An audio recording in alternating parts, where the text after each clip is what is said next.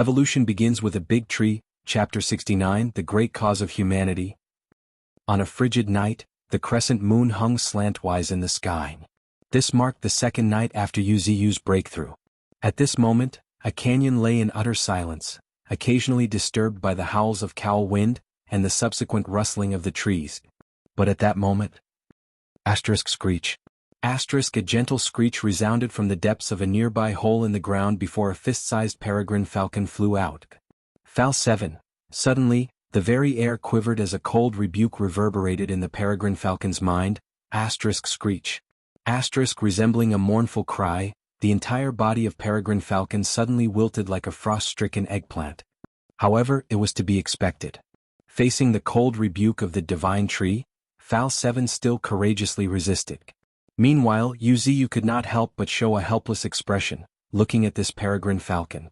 Fal 7 was the most mischievous among the peregrine falcons. Now, its siblings and other mutant beasts like Bull Demon and Ninetails were all diligently cultivating in the underground plaza that Wuxia had dug in the depths of the earth, using the spirit stones. But this little one. With a sigh of resignation, Wuxia understood the meaning of the phrase yearning for iron to reach its full potential as steel. At that very moment, a wisp of crimson smoke rose from the ground, transforming swiftly into the graceful silhouette of a red-robed woman. "Master, the sun has not even risen and you already woke me up." Coupled with a hint of reproach, Qing'er could not help but pout her lips. "I'm really sorry." Seeing that Qing'er was still groggy with sleep, Wuxia felt a pang of guilt. These past 2 days had been really arduous for Qing'er. First, she had to attract Rock Python and then she had to relocate the precious spirit stones. And once she had completed these tasks, she still had to swiftly return her consciousness to the human side and control Ling'er's body. It was indeed burdensome for her. Witnessing her master earnestly apologizing, Qing'er found herself momentarily speechless. Well, encountering such an amiable master was an extraordinary stroke of fortune. She could not ask for more.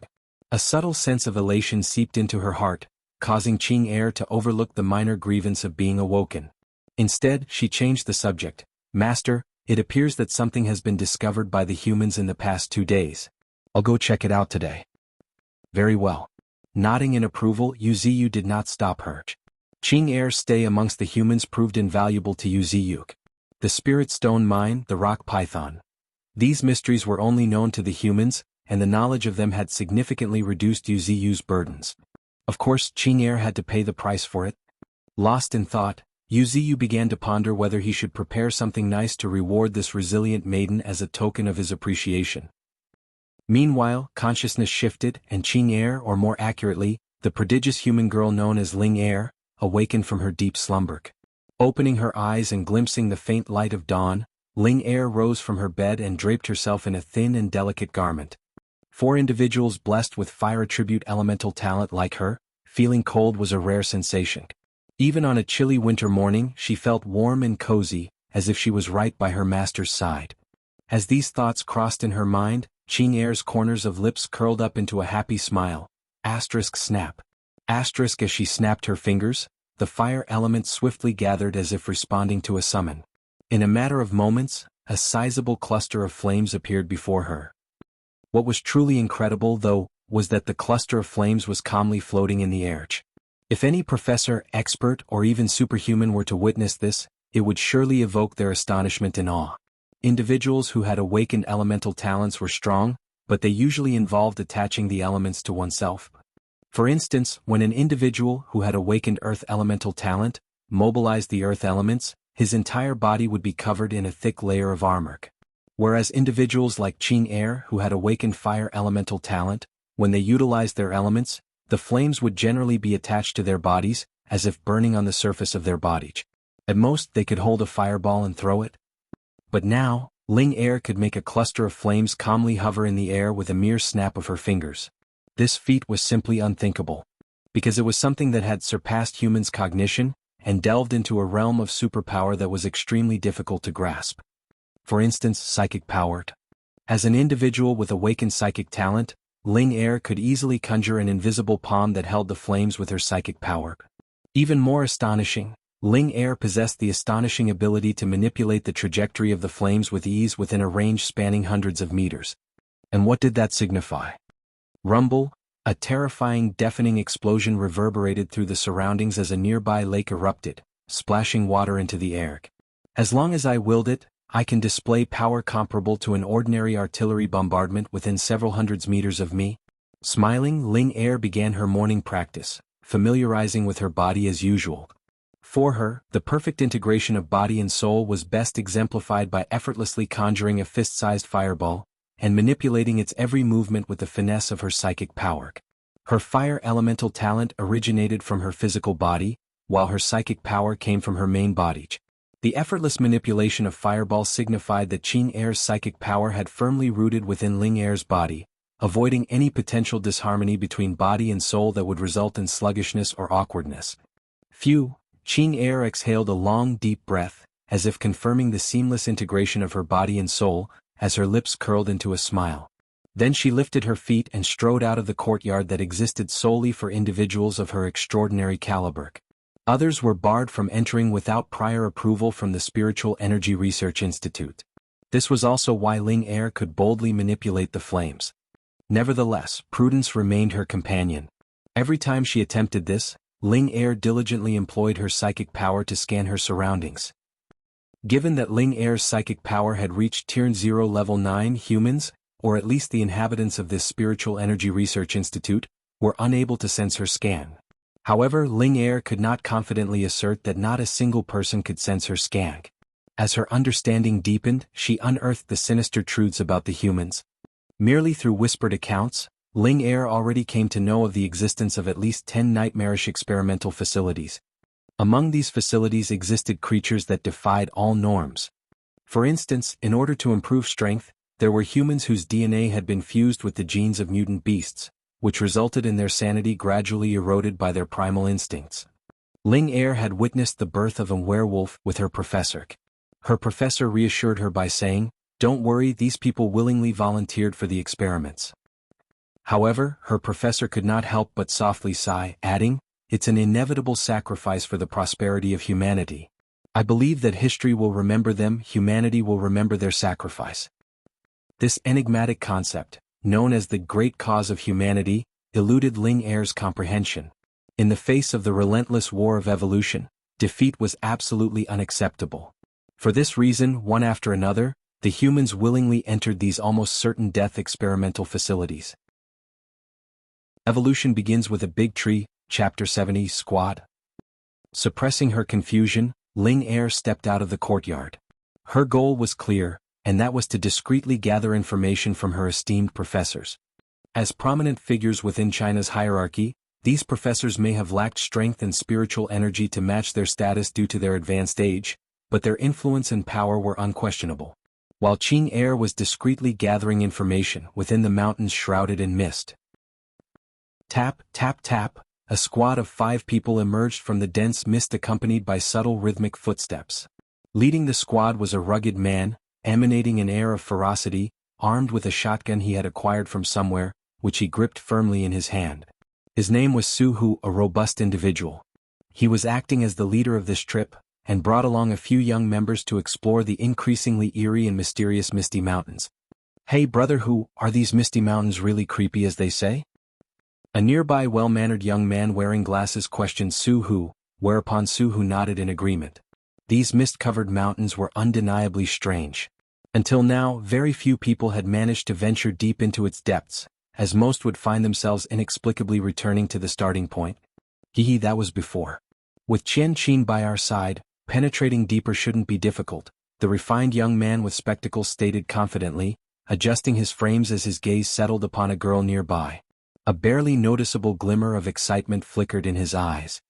The girl wore a tight black t-shirt with long sleeves, a black jacket over it, and a pair of tight jeans over her long, slender legs. The girl appeared to be just 18 to 19 years old. Her name was Qian Qin, a mediocre university student from a third-rate institution. Except for her above-average looks that attracted some attention, she was unexpectedly ordinary. However, with the advent of the era of spiritual energy, she had unwittingly awakened a unique talent, the sixth sense, which she dubbed as women's intuition. Thanks to this talent, Qian Qin had made remarkable progress within a few months. She even dropped out of the university and ventured into the world on her own. Presently, she had been invited by some friends to explore Misty Mountains. According to the rumors, the Misty Mountains held little significance besides its mysterious mist. Nevertheless, this reputation had enticed the daring and adventurous. Qian Qin and her companions were among these intrepid adventurers. However, unlike the others, she unexpectedly led her small squad and had ventured deep into the mountains without returning to their starting point, all thanks to her sixth sense. The objectives of our trip are not that high, just gather some spirit flowers and spirit grasses, and if the opportunity presents itself, hunt a few mutant beasts. A burly young man chuckled. His fists tightened as a bloodthirsty grin spread across his face. Meanwhile, a slim young man clad in black leaning against a tree glanced coldly at this young man, but he did not voice any rebuke. However, a hint of mockery danced within the depths of his eyes, and he made no attempt to hide it. Hunt mutant beasts? Even I dare not claim something like this despite having spiritual energy of 5,000. Truly this guise remains the same as always. At this time, it seemed like the burly young man noticed the mocking gaze of the young man. A sinister smile crept across the lips of the burly youth, and he asked in a peculiar tone, "Lung Feng, isn't this your last chance? Why not aim higher? You know, some rare mutant beasts can fetch prices as high as millions, enough to provide you with a comfortable life for half of your life." Not interested, Lung Feng responded in a cold manner, averting his gaze. As someone who had been wandering on the outskirts of the city for a long time, how could he not be aware of the current popularity of mutant beasts? However, unfortunately they did not have the fate to indulge in such things. His previous team had set their sights on an intermediate-level mutant antelope, in pursuit of a big score. However, everyone except him had perished under the antelope's horns. Even to this date, Lung Feng still vividly remembers the chilling sight of the antelope's blood-stained horns. Ahem. Su Hu, the leader of the group, deliberately cleared his throat and glanced at the burly young man and Lung Feng, before interrupting their conversation. This time, it's best not to provoke the mutant beasts. The Misty Mountains are already mysterious enough, we can't withstand any more disturbances. Saying so, Su Hu cast an envious gaze at the two individuals. Superhumans, and just any ordinary superhumans like Chen Qin, but with combat-related talents set them apart from the rest. One possessed enhanced physique, a very common talent, but still highly coveted. For example, the burly young man who had undergone complete bodily enhancement, his biceps alone were thicker than most people's thighs. Were it not for his clothes concealing his muscular physique, the mere sight of his well-toned bulging muscles would send shivers down one's spine. Su Hu had witnessed firsthand this man lifting a several tons weighing cart. As for Lung Feng, the second superhuman, had awakened a peculiar and indescribable talent called shadow. Whenever Su Hu thought of Lung Feng's silhouette under the lights, he found them a bit eerie, which left him with a sense of doubt. However, inquiring about matters related to one's talent or abilities was close to impossible. After all, they were the closest guarded secret of superhumans. Apart from the few individuals who failed to conceal their talents, or the naive ones who boasted about their talents, the rest remained tight-lipped. After all, in the world of humans, the most challenging thing was to guard against the human heart. Just as the air thickened with tension, a voice suddenly broke the silence. "Be on guard, something strange is approaching." After giving the warning, Qian Qin swiftly sought refuge behind others. Yet, the group of individuals did not find anything strange. Even if she was superhuman, Qian Qin's combat power was marginally stronger than an average mag. Perfect timing. The burly young man remarked, slowly rising up as he crushed the stick he had picked up somewhere in his hand. His gaze also turned toward the depths of the dense mist, a hint of fervor flashing in his eyes. After a moment, a dark figure entered their sight. It was not big, but it looked slender. It should be a snake. A cold smirk appeared on the burly young man's lips. He did not pay much attention to it and reached toward it, boom. With a deafening burst of air, the mist dispersed. Following that, a gleam of determination flickered in the depths of the burly young man's eyes as he closed his hand. Crack, accompanied by sounds resembling the snapping of bones, a green snake landed in his grasp. Yet, observing the snake with its twisted head, it was already beyond salvation. Tisk, just another insignificant creature. With a disdainful sneer, the burly young man tossed the lifeless green snake aside. Bold as he may be, it was an undeniable fact that this burly young man possessed a certain level of skill. A Tier 0 Level 1 mutant green snake like this could pose a challenge for the average person. However, this creature held no value, and was insignificant in its worth. Evolution begins with a big tree, Chapter 71, the mutant white tiger.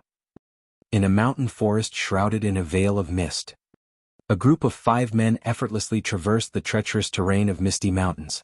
Leading the way was Su Hu, while Qian Qin served as their guide, and they were accompanied by 2 formidable superhumans, the muscular youth and the stoic Ling Feng. However, the 5th member was a bespectacled scholarly young man, who was just an ordinary second-generation rich kid, who had developed a crush on Qian Qin. And so, a cliché scene unfolded. In his pursuit of Qian Qin, this individual actually mustered the courage to join the team. Rumor had it that Su Hu had even charged him a considerable fee for this privilege. Will this fog ever dissipate? The bespectacled young man grumbled with a tinge of frustration. The misty mountains are known for its perennial white mist. Su Hu momentarily stopped and explained, casting a helpless gaze at the weak and fragile young man. At this point he could also tell that this bespectacled youth did not quite belong with them. I guess that no matter how times change, some people remain the same, don't they? Trash will always be trash. Had it not been for the sake of money, Su Hu would never have brought this fool along into Misty Mountains. Fortunately, the exploration was only confined to Misty Mountains. Despite its dangers, it was designated as Yellow Zone. Although there had been recent proposals to elevate its status to Red Zone, owing to its widespread and perennial nature of the fog, which instilled fear in people's hearts. However, till this day, no one had discovered the exceptionally powerful mutant beast lurking in these misty mountains. And without the presence of fearsome mutant beasts, the mist itself posed minimal danger. Hence, the military was hesitant to classify the Misty Mountains as a red zone. After all, classifying an area as red zone could not be done just like that. Every red zone had an army or 2 deployed in the vicinity of it. China might be powerful and one of the top countries in the world, its military forces were limited. Currently, 20% of the border defense troops had been redeployed to coastal areas to fend off mutant sea monsters. One could easily imagine the precarious state of China. Recently, there had been calls for the expansion of the armed forces. This call had also garnered widespread support from the populace. Meanwhile, the 5-man team remained oblivious to the watchful gaze that had been fixated upon them from a distance for a long time, a gaze filled with complexity and apprehension. Wuxia heaved a sigh. He too felt helpless. Humans are creatures perpetually driven by curiosity, plagued with insatiable greed. Wuxia, observing the big and small bags carried by the team, could deduce that they were here to gather spirit flowers and spirit grasses.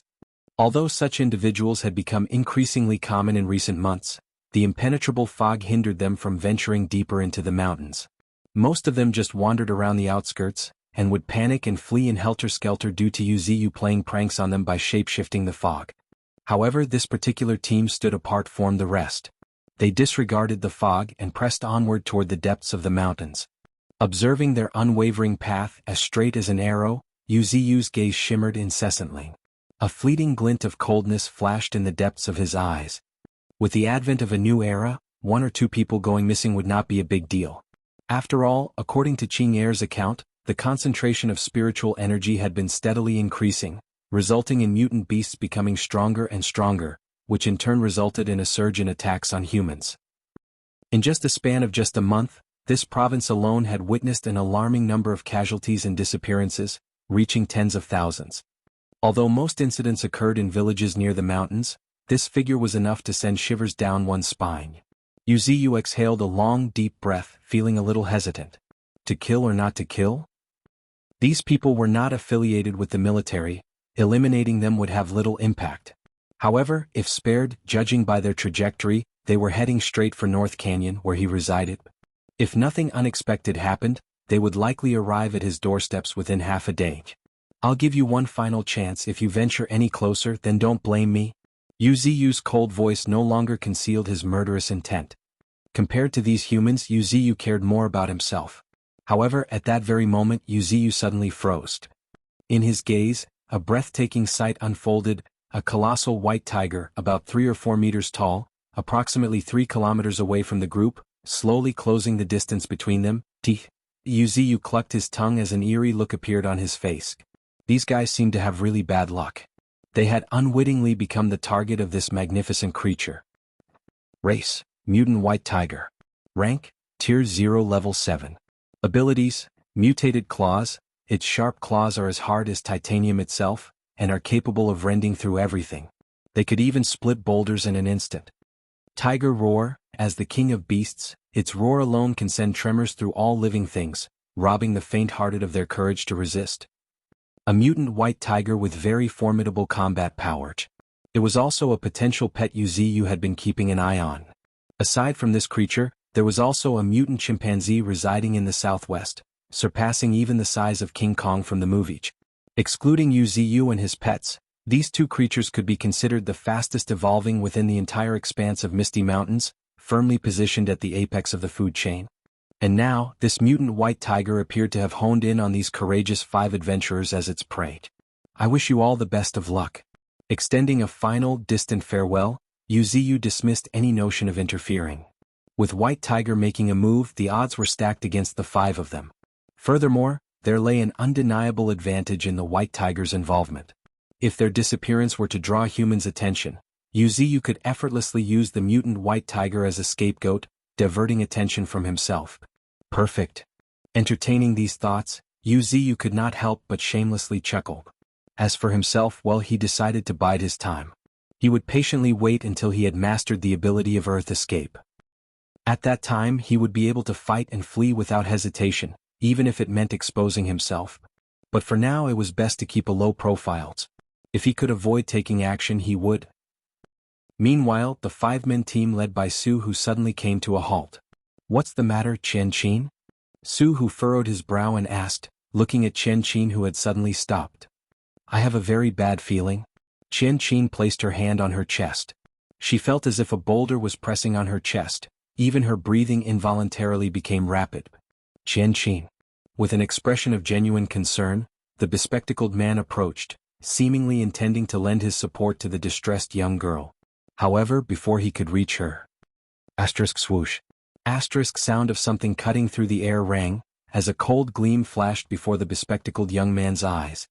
Looking up, the bespectacled young man was astonished to find the usually reticent Lung Feng standing protectively before Chen Qin, holding a dagger perilously close to his forehead. Get your gun. With a cold shout, Lung Feng directed his gaze toward Chen Qin, his expression turning increasingly grave. Staring at Lung Feng, who was pointing at him with a dagger, the bespectacled man instinctively took a step back, his eyes flickering with fear.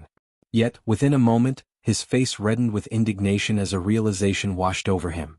You dare to provoke me like this? Are you seeking death? To run up to the woman he liked in front of him and say, "Get your gun"? No man could tolerate such insolence. Especially not an arrogant second-generation rich kid like the bespectacled man. Without a second thought, his hand darted toward his waist. In an instant, the dark muzzle of a gun was aimed at Lung Feng's temple. Evolution begins with a big tree, Chapter 72, Panda. The Iron-Eating Beast. Firearms were basically regulated weapons prohibited by law in China. However, that was before. With the advent of resurgence of spiritual energy and sudden onslaught of mutant beasts, China had already amended its laws, allowing some individuals to carry pistols and other small firearms. However, in order to carry a gun, one needed to obtain a gun license and also needed to pass a series of tests. In simple terms, it was a very complicated process. Of course, rich individuals like the bespectacled man could uncomplicate it using money. This was the manifestation of the burgeoning gray market in China, which had grown rapidly like mushrooms after the rain. In the face of transcendental powers, some policies of the old era needed to change. For instance, prohibition of firearms or the protection of wildlife. After all, protecting wildlife? In this age? Was that not the epitome of irony? At the beginning of the resurgence of spiritual energy, a small national wildlife sanctuary within China held an animal known as national treasure, panda. Unbeknownst to the humans, these pandas silently underwent mutation. By the time it was discovered and the humans reacted to it, the ancient name of panda had resurrected. Iron-eating beast. With teeth of iron, it could devour any metal and minerals, and its claws that were as sharp as surgical scalpel could easily tear apart any barriers attempting to confine it. Even to this day, the whereabouts of the first mutated panda still remains a mystery. All humans knew that it had disappeared into the mountain forest, but no matter how much humans searched, their search proved to be fruitless. Some experts speculated that it had made its way into a certain mine, thus shielding it from most of humans' advanced surveillance systems. However, the exact circumstance eluded even the most knowledgeable. Since the appearance of the first panda, China had gained control over 2,000 pandas, all under the strict oversight of the military. There were even whispers of this cute species returning to the battlefield. In times now forgotten, the panda stood as a fierce warrior on those very fields of combat. Legends speak of the renowned Qiyu who mounted a panda, leading conquests far and wide. From this, one could imagine the inherent ferocity of this species. Today, some experts claim that due to the country's century-long efforts in domestication, there even existed a possibility of forming a bond with this species, even in its mutated state.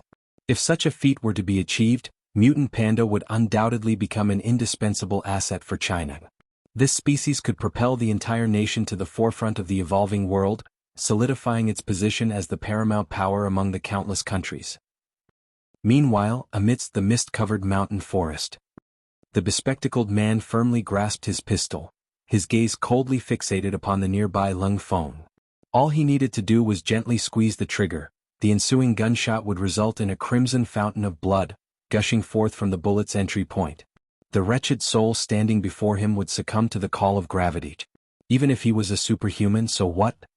In the face of a loaded gun, all he could do was tremble in fear.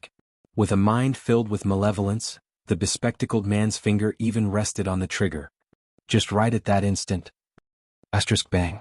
Asterisk accompanied with a thunderous gunshot, the pungent smell of gunpowder filled the air. What the hell are you doing? Gripped with uncontrollable rage, Su, whose hand gripping the shotgun, trembled with anger. Why can't these fools understand the gravity of the situation? We are in the misty mountains, not some safe haven. With these thoughts in his mind, Su, who shot a cold glance at the bespectacled man until the latter, intimidated, reluctantly lowered his gun. Only then did Su, who turned his attention to Lung Feng and inquired, "Lung Feng, what's wrong?" Qian Qin's intuition is remarkably accurate. Since she said that she has a very bad feeling, it means we're in serious trouble. Lung Feng, who had cooperated with Qian Qin more than once, skillfully positioned himself behind Qian Qin, taking the role of her guard. This was their agreement. In times of danger, Lung Feng was tasked to ensure her safety. And in exchange, Qian Qin would use her keen sixth sense to guide Lung Feng away from any impending crises. However, at this moment, Lung Feng tightly furrowed his brow as he observed the girl, whose face had completely gone pale in fear. It was a side of her he had never witnessed before. She had never worn such a terrifying expression ever. Serious trouble? The burly young man, clutching his heavily muscled right arm, responded with a peculiar tone. In the next moment, as if realizing something, a spark of excitement flashed in his eyes, and he licked his lips, his voice tinged with eagerness. "So, you're saying we're about to face a formidable opponent?" "Seems to be the case." Lung Feng nodded with a grave expression on his face. Despite his reservations about the burly youth's character, there was no denying his strength. Compared to a certain someone, he was far more dependable. "Excellent." The burly youth lowered his arm and started stretching in anticipation. He had come to these mountains in search of worthy opponents. And now, his wish was about to be fulfilled. How could the burly youth contain his excitement? And right at that moment, as if sensing an impending threat, the burly youth and Lung Feng exchanged a meaningful glance, their eyes suddenly drawn to a corner enveloped in dense mist. Thud, thud, thud, an invisible force pressed upon their chests, its weight palpable even before the figure emerged from the mist. "It's here," Lung Feng warned in a hushed voice, tightening his grip on the dagger in his hand. Simultaneously, the burly youth took a deep breath, preparing himself for what lay ahead. "I'm really curious to see what we are up against." The burly youth chuckled and suddenly kicked the ground, bam.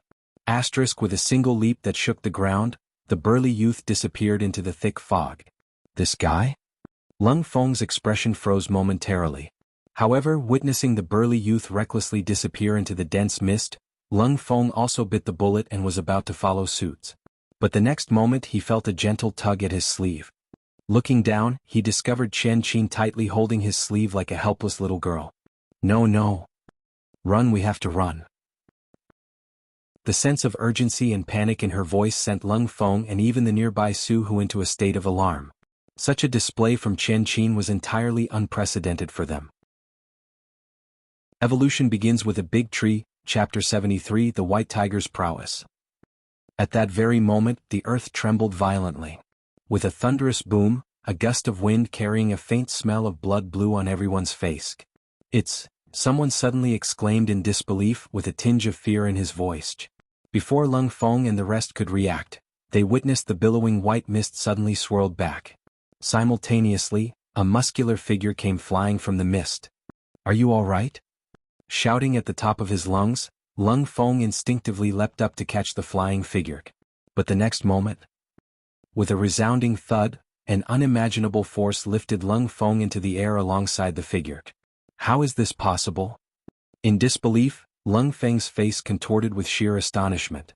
Much to his shock and dismay, he was lifted off the ground with such force from a distance. Just how formidable is this beast? As if struck with realization, Lung Feng instantly stood back up and looked toward the nearby muscular young man. As he had expected, there was a menacing claw mark on the robust youth's chest. A hideous claw mark. At a glance, one could even see his bones beneath his skin. More terrifying still, the upper half of the muscular youth's body was already dyed in blood.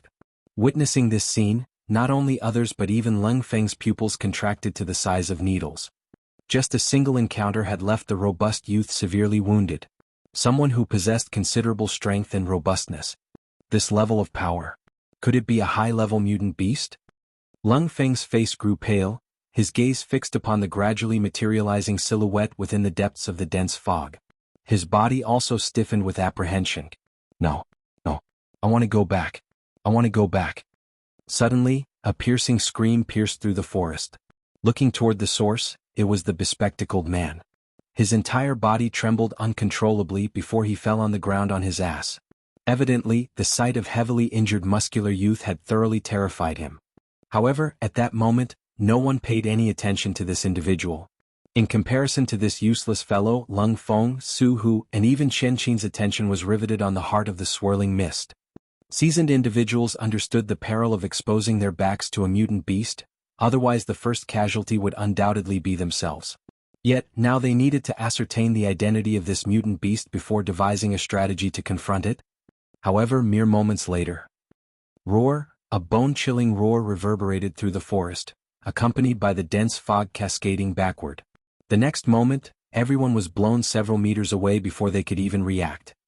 What transpired next was even more terrifying. The nearby trees were bent by 70 to 80 degrees, as if assailed by a formidable gale. In that fleeting instant, as the dissipating fog unveiled the surroundings, Lung Feng and his companions caught a tantalizing glimpse from the recesses of the mist. Perilous rocks stood tall, with rugged and peculiar rocks.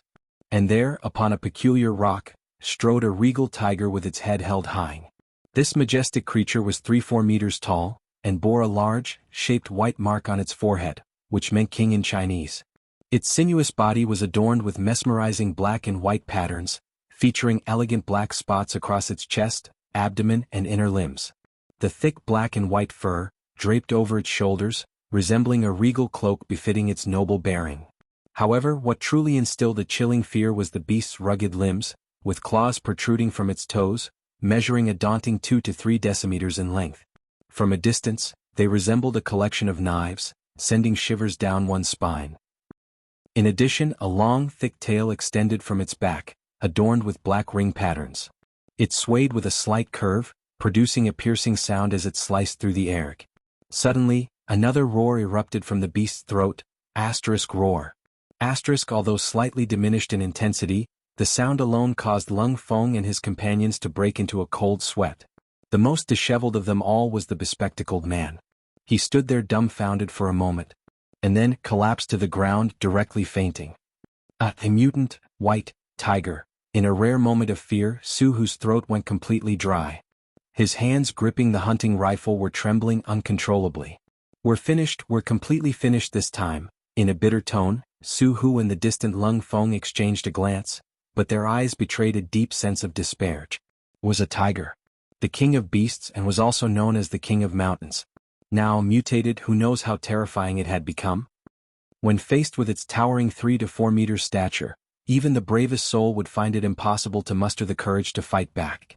Meanwhile, Chen Qin could not help but cover her mouth in disbelief, her voice choking with fear. My God, how can there be such a huge white tiger? Gawking in awe at the towering white tiger, Qian Qin's voice trembled and faltered. Despite encountering numerous mutant beasts in the past, she had never beheld a fearsome mutant beast as this. Thankfully, she managed to stifle her scream. For if she had not, it would have spelled disaster. Roar. With a resounding roar, the gigantic white tiger leaped from the bizarre rock, effortlessly soaring to a height of 5 to 6 meters. From the distance, it resembled a small mountain. Run! Shouting at the top of his lungs, Lung Feng tightly grabbed Qian Qin's hand, running outward without hesitation. On the other hand, Su Hu did not hesitate either. Spurred on by Lung Feng's urgency, he swiftly turned around and fled, even abandoning his shotgun without a second thought. In this crucial moment, Su Hu harbored no illusions that a mere shotgun could pose a threat to this behemoth. As for the muscular youth and the bespectacled man lying motionless on the ground. To be frank, with their own lives hanging by a thread, no one had the luxury of sparing a thought for them. However, no matter how fast they were, the tiger was faster. Faced with mutant white tiger now in Tier 0 level 8, their speed was insignificant. In the blink of an eye, the mutant white tiger covered a distance of several dozen meters, leaping over their head and landing directly in their path. With a thunderous crash, a billowing cloud of dust rose into the air. Once again the colossal white tiger stood before them. This time the distance between them had narrowed considerably. It was so close that Lung Feng and his companions could smell the pungent smell of blood. They could observe the intricate patterns on the white tiger's fur with startling clarity, and feel the overwhelming pressure it exuded. The sheer proximity caused Qian Qin to slump to the ground, her heart consumed with fear and despair. In her mind, she had reached a conclusion that no human could win against this. And at that moment the white tiger lifted its head high, seemingly looking down upon them. Yet, within those indifferent eyes, a hint of ferocity flickered. Its jaw slowly opened. A thick, putrid stench permeated the air, suffocating Lung Feng and his companions. But in a heartbeat. Roar. A thunderous tiger roar resonated, as if devouring mountains and rivers. Ripples after ripples of sound waves emanated from the white tiger's mouth, crashing into Lung Feng and his companions before they could even react. It's over. Their consciousness slowly faded before their minds went completely blank. Lung Feng struggled to reach out his hand toward the sky, only to falter in midair, before succumbing to the darkness of unconsciousness. Evolution begins with a big tree, Chapter 74, Old Third, Mutant White Tiger. Yuziyu, witnessing the trio getting knocked out from the distance, was startled as well. It was not as interesting as I imagined. Muttering these words softly, Yuziyu tried to avert his gaze. The power gap was too big. They were simply not on the same level, unable to even withstand the roar of the white tiger. But in a moment, letting out a resigned sigh, Yuziyu felt a pang of helplessness. Refocusing his gaze into the distance, he witnessed the massive jaws of the mutant white tiger wide open, poised to devour the hapless humans. Yuziyu could not help but release a deep breath. Just this once, only this once. Muttering in his heart, Yuziyu's roots buried deep in the ground suddenly started moving, boom, boom, boom. Within the serene forest, the earth suddenly started splitting apart. Simultaneously, dark, sinuous roots resembling venomous snakes tore through the ground with lightning-fast speed, reaching out toward the unconscious individuals. Right then, the 3 to 4 meter tall white tiger abruptly shuddered as if sensing something. Without hesitation it leaped high into the air. However, what could such a leap accomplish? With a resounding thud, a jet-black root ripped through the earth, transformed into a venomous snake that lunged toward the airborne tiger. Before the white tiger could react, it was already ensnared in the roots. Roar. A mournful roar echoed through the forest as the majestic white tiger, standing 3 to 4 meters tall, was forcefully dragged into the depths of the earth. Elsewhere, black tree roots continued to emerge one after another, swiftly ensnaring the group of humans and pulling them into the gaping maw of darkness. I can watch you slaughter humans, but I can't just sit back and watch you devour them. Yuziyu could not help but sneer in his heart, and besides, you shouldn't have entered my range. Yuziyu's current range extended far and wide, spanning over an impressive 8 to 9 kilometers. And yet, this white tiger, enticed by humans, had foolishly ventured into it. Therefore Yuziyu could not resist taking action. He could not bear to let this cute pet wander outside any longer. Apart from the white tiger, Yu's gaze shifted to another direction, as if he was struck with a thought. There, he caught a glimpse of a colossal chimpanzee, resembling a King Kong, pounding its chest as if proclaiming itself as the ruler. Ha ha ha, this fool. I wonder if it'll still dare to boast in my presence next time? Chuckling softly, Yu's curiosity was piqued once again. North Canyon, shrouded in a veil of white mist, looked like a mystical realm at first glance. Meanwhile, in the heart of North Canyon, a towering 3 to 4 meter tall white tiger was cowering in a secluded corner like a kitten. Its eyes occasionally wandered, gazing in trepidation at the tall and majestic willow tree. In the era of transcendence, strength was the ultimate virtue. However, who could explain to this magnificent creature why such a monstrous being existed when most others were only in tier 0? The spiritual energy surging from the willow tree resembled mighty waves in the ocean, each one bigger than the last. Despite its best attempts to overcome it, White Tiger felt suffocated, its body trembling uncontrollably. And nearby, eerie eyes were watching it intently, viewing it as nothing more than prey. Among the observers was a stunning creature, a red fox adorned with flames, its eyes shimmering with a mischievous gleam. Another was once used to be on its menu, a black wild buffalo. However, at this very moment, its gaze was inadvertently drawn to the black wild buffalo. The spiritual energy fluctuations surging from the crescent horns were difficult to ignore. As these fluctuations reached the mutant white tiger, it felt a sharp prickling sensation as if thousands of needles were pricking it. Growl. The mutant white tiger let out a growl as it shivered like a kitten. Its growl sounded much like mournful cries. This fellow knows its place. Looking at the trembling yet obedient white tiger, Yuziu also found it quite amusing. He extended a branch and to his surprise, the mutant white tiger not only allowed his touch but seemed to revel in it, displaying unexpected docility. Indeed, it's a feline creature, just like a domesticated kitten, Yuziu mused. He started teasing the little white cat again with his branch. Yes, little white cat. Yuziu naturally regarded it as a cat. After all, they were both feline creatures with little difference, maybe just the coat. Given Yuziu's towering stature, this 3 to 4 meters tall white tiger really seemed just like a cat to a human, small and adorable. With a chuckle, Yuziu felt that Qing'er would probably like this little one. After all, in terms of appearance, this kitten was not far behind Nine Tails. If Nine Tails represented elegance and nobility, then this kitten exuded a sense of power and dominance. Which, according to Yuziu, was a romance exclusive to men. I wondered if Qing'er would understand this sense of romance. From now on you shall be old third, Nine Tails is old first, Bull Demon is old second. You, my friend, are old third, Yuziu proclaimed before breaking off a branch, and offering a drop of potent life essence to the mutant white tiger. Roar? A thunderous roar of excitement reverberated through the canyon as the mutant white tiger leaped, its face expressing a hint of human-like exhilaration, all for the shimmering green essence where the branch had snapped. I know you're very intelligent, so mark my words, you're old third, the third beast under my command, Yuziu reiterated, dripping the life essence. In an instant, the mutant white tiger was enveloped in a vibrant life force. Simultaneously, its body underwent a profound metamorphosis. However, Yuziu was already accustomed to such changes. With his advancement to Tier 2 Transcendent Realm, his various abilities had undergone a significant qualitative leap. Furthermore, he was also supported by his evolution points. According to Qing'er, his life essence was no worse than a Tier 1 treasure, a valuable resource that countless humans would fight for. For creatures below Tier 1, such a spirit treasure was naturally a great blessing. And Yuziu was well prepared when it came to dealing with such spirit treasure. At this moment, if an observant person paid attention to his life essence, they would detect a slight difference from before. Within its abundant vitality, there was an indescribable scent. Life essence. After having been strengthened by evolution points, it not only accelerates the evolution of all living things, but also imprints Yuziu's brand, making its consumer subconsciously more affectionate toward Yuziu. It possessed an additional effect, which was precisely what Yuziu needed. Just like now, the mutant white tiger, after consuming his life essence, was looking at him with a different gaze.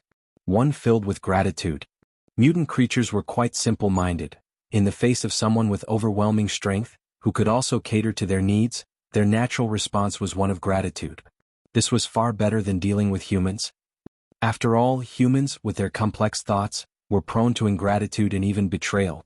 The second reason lay in the fact that while the life essence cleansed the mutant white tiger's body, it also left Yuziu's brand on it. Yuziu speculated that if a creature below Tier 1 were to consume his life essence consistently, its mind could potentially fall completely to Yuziu's influence, regarding him as a paramount existence. It resembled enslavement, yet it was even more insidious. For it did not employ force, but rather employed a subtle and gradual influence over one's mind. Evolution begins with a big tree, Chapter 75, Tree Monster Kingdom. At that moment, Yuziu cast a brief glance at the transformation of the mutant white tiger before diverting his gaze. There was nothing particularly captivating about it. Apart from its white now gleaming more brightly, giving it a more majestic presence, the mutant white tiger's outward appearance had not undergone any significant changes.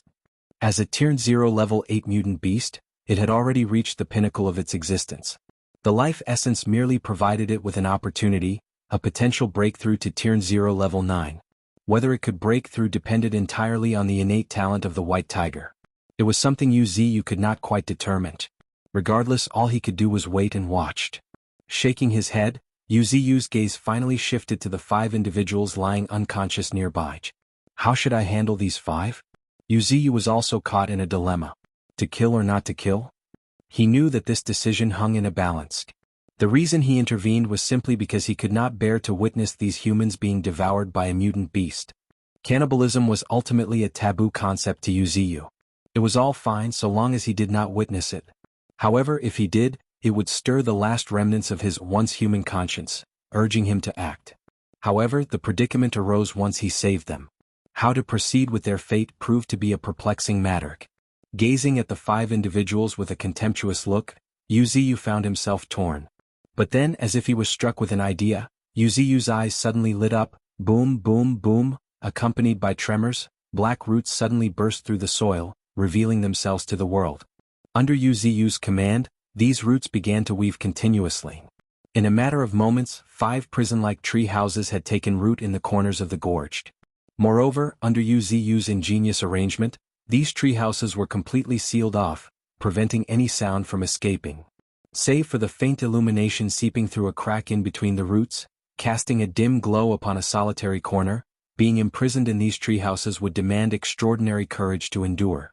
After all, it was going to be painful solitude. Afterward, Yuziu, employing his roots once again, gently transported each of the 5 individuals to a treehouse respectively. Asking him to make the choice was too demanding for him. Instead, he would let them make their own decisions. He believed that these humans would make the correct choice. With a cold smirk, Yuziu chose to bide his time. As for his decision to separate the 5 individuals, it stemmed from the complexities of human nature. The true nature of a man was often exposed when they were alone and confronted with despair. It was in these moments of solitude and despair that one's character, values, and inner strength were truly tested and revealed. It was precisely what Yuziu sought to witness, their true nature. If they were to sacrifice themselves for their country and greater good, driven by noble ideals, then Yuziu could only offer his apologies. In that fleeting moment, a tinge of reluctance washed over Yuziu, only to be swiftly suppressed. After all, he was not a tree monster. Standing at a different vantage point entailed different choices. These individuals should already consider themselves fortunate that he had granted them the chance to decide their own fate. Well, I guess it is perfect timing. I do find myself in need of some human presence. With these thoughts in mind, Yuziu cast a gloomy glance at Bull Demon and Nine Tails, who were walking toward the entrance of the underground plaza, the deep hole nearby. I've made numerous sacrifices for the sake of all of you. Yuziu's voice carried a tinge of complaint and resignation. As night descended, a gentle coolness permeated the air. Suddenly, a solitary groan shattered the eerie silence. Shifting his gaze toward the source, Yuziu saw the lone female in the group waking up within a treehouse. Her face still bore traces of tears, and most of her clothes were torn by vines and even tree branches. Looking from the distance, her well-proportioned body visible through her torn clothes was extremely captivating. However, this was not the sight Yuziu so desired. As a tree, he could see from the tip of his every branch and even the nodes of his roots. And this treehouse was precisely intricately woven by his own roots, which allowed Yuziu to observe from all angles, leaving no blind spot within his field of vision. As such, The delicate beauty of her unveiled body naturally could not escape his eyes. Meanwhile, where am I? What happened to me? Clutching her throbbing head, the girl's voice trembled with a mixture of fear and confusion. Raising her gaze, she found herself enclosed within a wooden house. Was I rescued by someone? Doubt filled her mind, but Chen Qin felt her brow furrow. Immediately after, a loud rumble akin to a thunderclap resonated within her mind. Images flooded her mind one after another. A towering tree, exuding an aura of utmost sanctity. Fearsome mutant beasts silently prostrating beneath the trees, as if embarking on a sacred pilgrimage. No, no! Amidst her terrified scream, the girl paying no heed to the chill that permeated her entire being or the stinging of her wounds. She sprang forth from her bed and raced toward what appeared to be a wooden door. But the next moment, much to her stupefaction, she watched the roots around the crack of the door slowly squirm until it closed completely. It's true after all. Hugging her legs, the girl buried her head in her knees and broke into tears, overwhelmed by a sense of helplessness. At that very moment, Yuziyu himself was slightly taken aback. This girl, she is quite interesting. Yuziyu, for the first time, attempted to communicate with these humans using his spirit as a medium. What did you notice? In an instant, a jolt coursed through the girl's body as she heard the sudden voice reverberating within her mind, her body trembling intensely. Tree monster, it's indeed a tree monster. Her voice emerged hoarse and strained, and her face paled, drained of blood. Then, just as abruptly, the voice grew colder, echoing once more within the depths of her mind. Let me ask you again, did you notice anything? A chilling sensation as cold as ice accumulated over thousands of years, caused the girl to shudder involuntarily, gulp. Gulping a mouthful of saliva, the girl's tearful cries continued unabated. But after a brief pause, as if a revelation dawned upon her, she made an effort to lift her head and look toward the treehouse, whispering in a voice that only she could hear, I saw it, a towering giant tree obscuring the sky.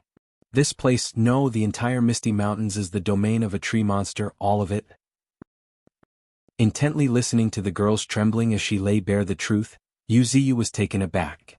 This girl seems to possess some kind of strange ability. At this moment, as if sensing Yuziyu's thoughts, the girl further added, my innate talent is sixth sense, an accurate intuition that can foresee blessings and misfortunes. And in times of utmost desperation, it is amplified to the fullest, allowing me glimpses of visions that resemble prophecies. But amidst the visions I just witnessed, I couldn't find a glimmer of hope.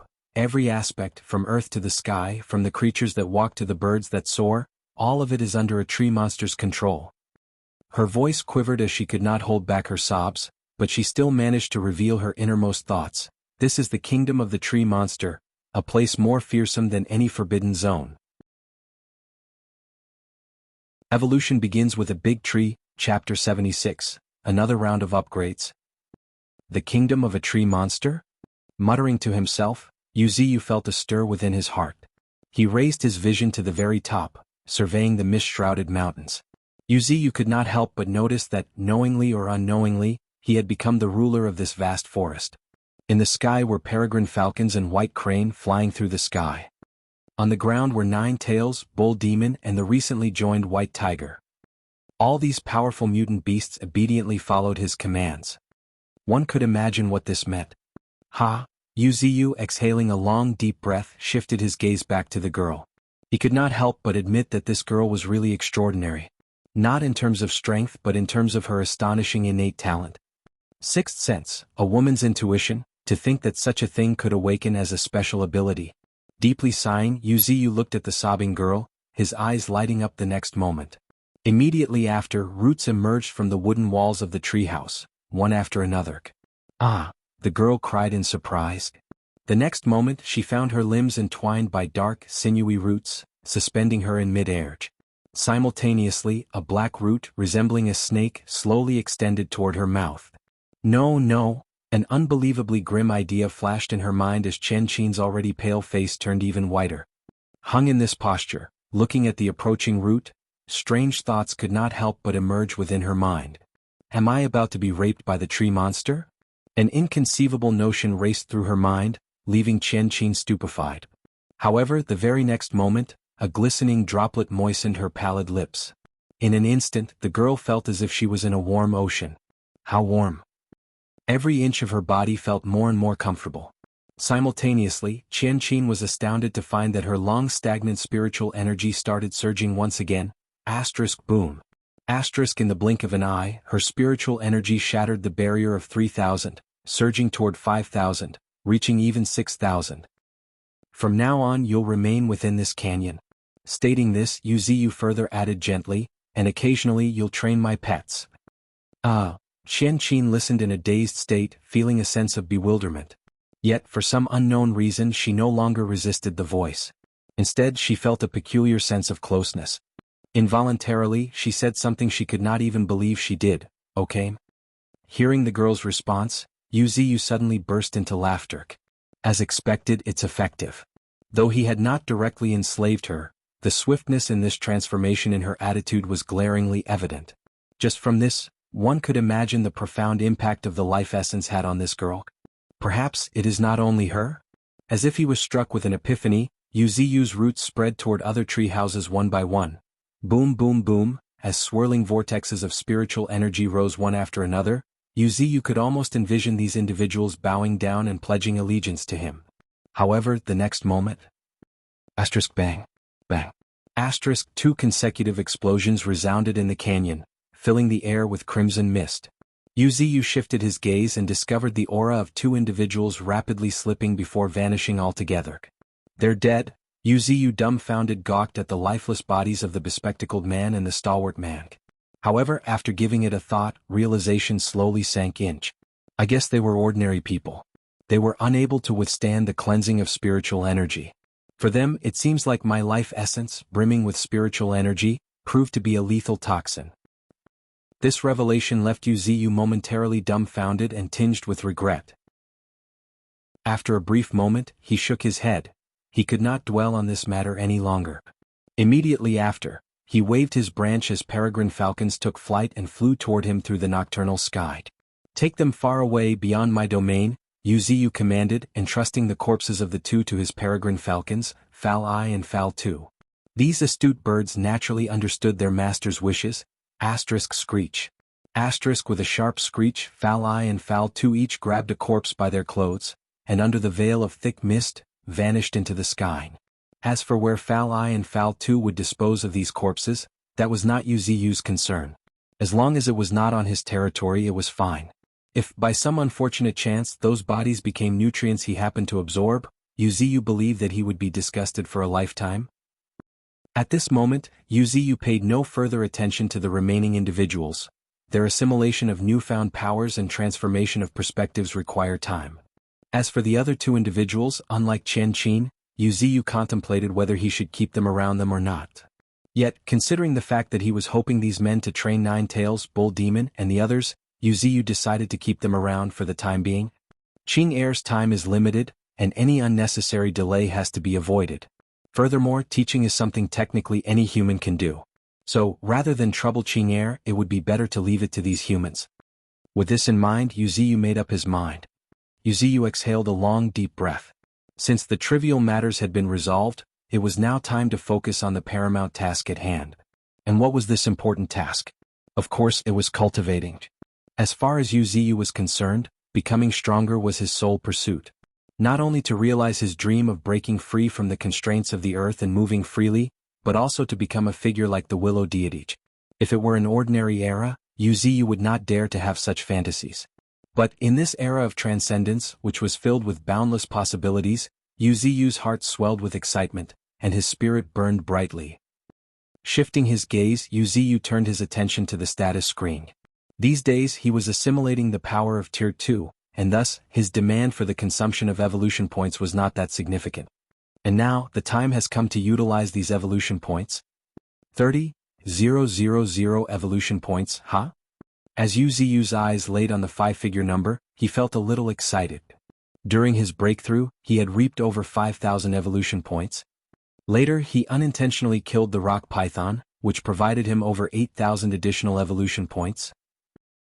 At this moment, Yuziyu realized the true value of these formidable mutant beasts. They were nothing short of a treasury of points.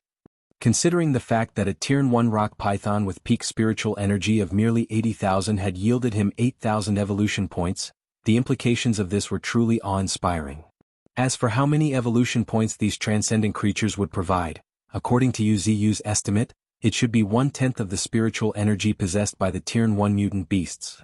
As for why it did not follow the same regular pattern of Tier 0 mutant beasts, where Tier 0 level 1 would provide 10 points, level 2 would provide 20 points, and so on and so forth, the answer was simple. Transcendent creatures existed on an entirely different plane compared to ordinary beings.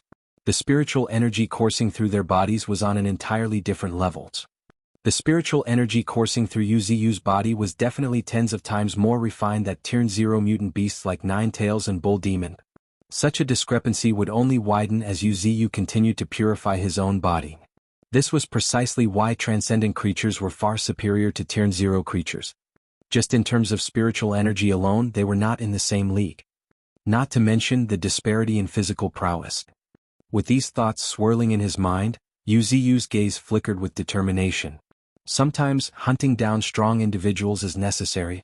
As he muttered this, Yu's focus shifted to his another remarkable ability, mastery of the earth element. This newfound power had been bestowed upon him by the Tier 1 rock python. Evolution begins with a big tree, Chapter 77, the terrifying power of the earth element. System, I want to upgrade mastery of the earth element by a level. Once Yu made the request, the system promptly responded. Ding. Upgrading mastery of earth element will consume 1000 evolution points, please confirm. 1000 evolution points, huh? The staggering number made Yu pause for a moment, but after giving it a thought, he accepted it. After all, he was now a Tier 2 transcendent, his strength was already quite terrifying. If the evolution points required for each upgrade was not this overblown, having such strong abilities would be unreasonable. Thus, he nodded and gave his confirmation, upgrade. Just as he gave his confirmation, a sudden tremor coursed through Yu's roots at the base of the tree, boom.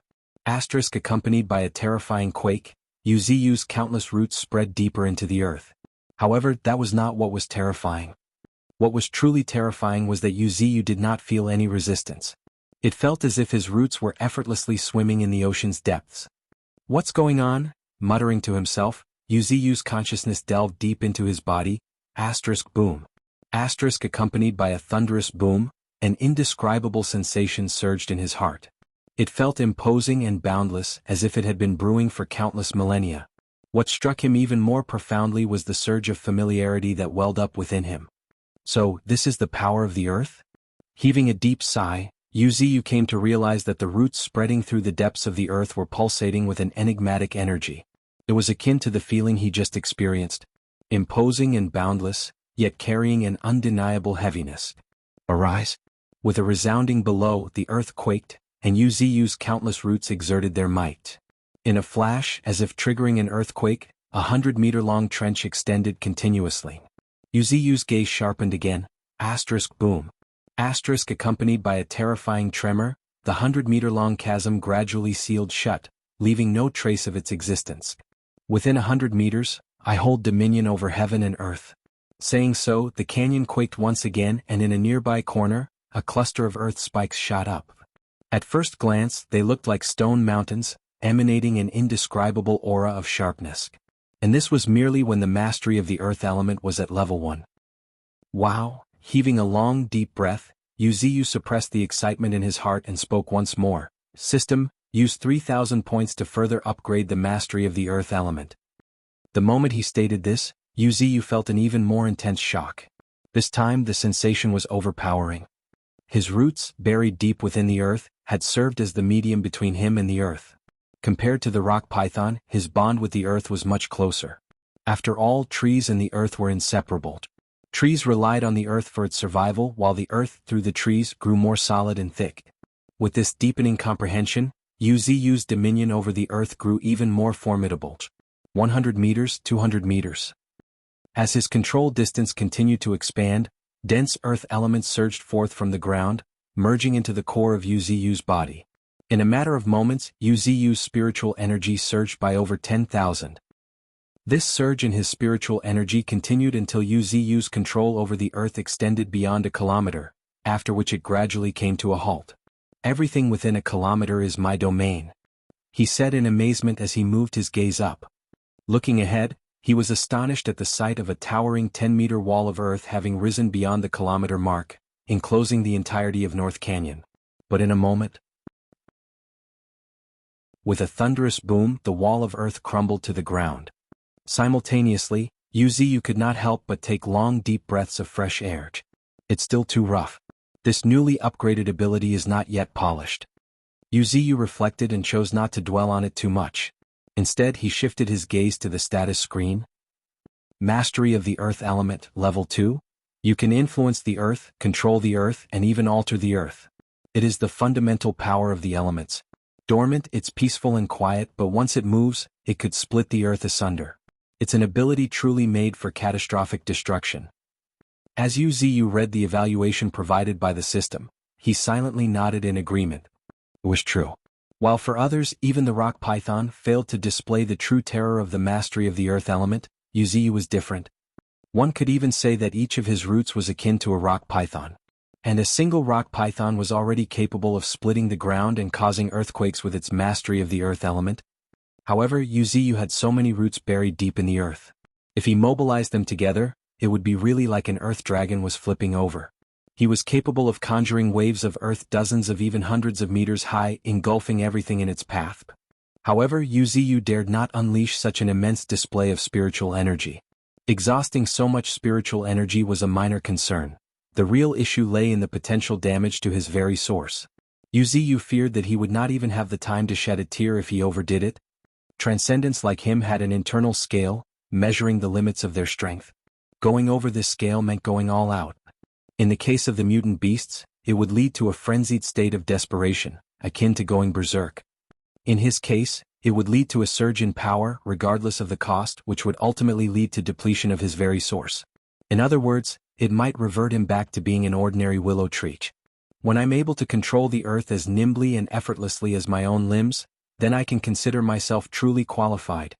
He set a high standard for himself, with anticipation gleaming in his eyes. If he could really attain such mastery over the earth element, he should be able to freely traverse through the land. However, it would not be him that would be moving. Instead, the very ground he was rooted in would be moving. In other words, it was about controlling the earth, turning the entire North Canyon, along with hundreds of meters of earth beneath it, into a cohesive entity, which would then make the movement possible. As these thoughts swirled in his mind, Wuxia became increasingly convinced of the feasibility of this plan. At least, it was more reliable than uprooting himself and running under the sun. Furthermore, this plan had precedence. In the world of the humans, the artificial lawn in stadiums, soccer fields, public parks and other such infrastructure were laid based on the same principles. When it was needed to be moved, a thin layer of soil was shoveled away and then manually relocated. The principle was the same, but Wuxia's approach was just a little more shocking. After all, his current idea was no less than transforming continents into oceans, and turning the canyon where he was rooted, and even the mountains around it into an island to roam freely. Evolution begins with a big tree, Chapter 78, Human Prodigy, Elemental Darkness. Wuxia felt exhausted after spending a staggering 4,000 evolution points to upgrade his mastery of the earth element. It was the same as always. Even if the evolution points were incredible, they could not erase the mental and physical fatigue that came with the upgrade. In particular, the advancement of the mastery of the earth element tested the very limits of his mental fortitude. At this moment, all Wuxia desired was a good long sleep. Weariness overwhelmed him, prompting him to slowly close his eyes. But suddenly, as if sensing some subtle disturbance, Wuxia furrowed his brows. He turned his gaze toward a corner, where he witnessed a surprising sight. At some point, the burly young man who was at the brink of death had completely recovered thanks to Wuxia's life essence. Now, brimming with energy, he was attempting to tear apart the treehouse and escape. This guy, Wuxia sneered, but after giving it a thought, realization dawned upon him. This young man is probably unaware of my existence. After all, he did not possess the same extraordinary ability as Chen Qin, who had immediately realized that the treehouse holding her captive was just the tip of the iceberg of a terrifying tree monster. However, Wuxia had no interest in engaging with him. Just when he was just about to pin him to the treehouse with a root, he was suddenly struck with an idea. A cold chuckle escaping his lips. The next moment, one his roots swiftly moved and brought a resplendent golden-furred monkey, approximately the size of a 13 or 14-year-old kid, before him. "Goldie, I've got a gift for you." Grinning, Yuziyu threw the bewildered golden monkey into the treehouse where the muscular young man was confined. The golden monkey had already ascended to Tier 0 level 6, and was far from feeble. Furthermore, each day, it had been feasting upon the leaves fallen from Yuziyu, utilizing its extreme absorption innate talent to constantly strengthen its physique. Despite its peak spiritual energy measuring only around 6,000, its physical strength was enough to send shivers down one's spine. According to Yuziyu's speculation, this little one, while effectively protecting its vital areas, could withstand a barrage of bullets without flinching. And now, Yuziyu had tossed this formidable monkey into the treehouse without a word of warning, where the brawny young man was imprisoned. It was evident what was going on in Yuziyu's mind. However, before succumbing to sleep, Yuziyu threw a word of caution: "Try not to kill him. But if you're in danger, don't hold back, you're free to kill him." At least for the present, these obedient mutant beasts held greater importance to Yuziyu than these humans. Furthermore, the only among these humans who was worth his attention was the girl named Chen Qin, due to her enigmatic talent. As for the other two, they were more like freebies, a buy-one-get-two deal. He would not shed a tear if he lost one of them. Time swiftly flew by. In the blink of an eye, the sun was already high in the sky. Waking up slowly, Yuziyu once again started the circulation of spiritual energy. Faintly, a steady stream of spiritual energy surged from the earth. "Let's see how these guys are doing." Curious, Yuziyu's gaze shifted on the tree houses. In his gaze, a black-haired girl was sitting silently at the edge of her bed, seemingly resigned to her fate. In another treehouse, a burly young man was huddled in a corner, his face swollen and bruised. Upon taking a closer look, Yuziyu noticed the golden monkey lying on the young man's bed with its leg crossed over the other. Its entire posture was oozing arrogance. At this moment, it seemed to have sensed Yuziyu's gaze. Eek! The golden monkey immediately started making strange sounds as if it was laughing. Yuziyu helplessly shook his head and slowly opened up the treehouse. Boom! As the tree roots wriggled, an exit was revealed. Once the burly young man in the corner noticed this, he suddenly became excited and promptly leapt toward it. However, before he could reach the exit, swoosh! A streak of golden light cut through the room, followed by a loud thud as a tiny fist landed heavily on the young man's nose. Crack. A crisp sound of bone fracturing echoed in the room as tears welled up in the burly young man's eyes. "I'll kill you." The young man was consumed by rage.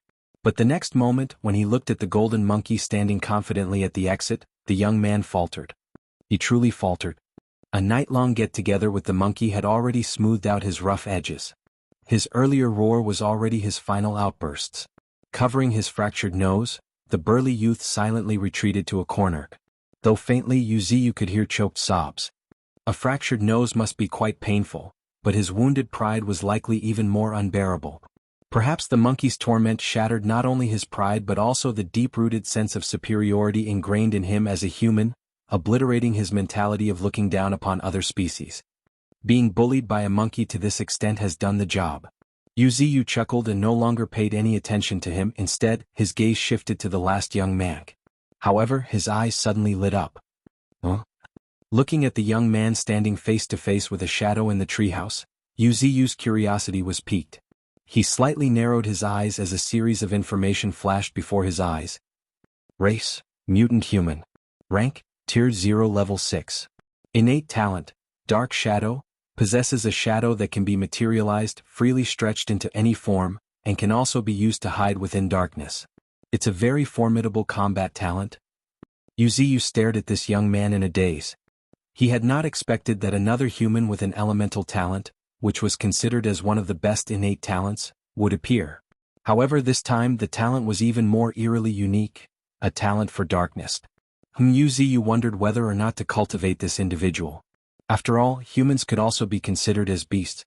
In that case, he would have 4 out of the 9 beast seats filled. Of course, Yuziyu was just considering for now. Until these humans had wholeheartedly pledged their loyalty, sparing their lives was already quite generous. He would be observing their performance when they would be imparting human knowledge to Ninetails, Bull Demon, and the others. In fact, at this moment, Yuziyu was already thinking of his life essence. If the prolonged consumption of his life essence could truly enslave the hearts of humans, it would indeed be excellent news.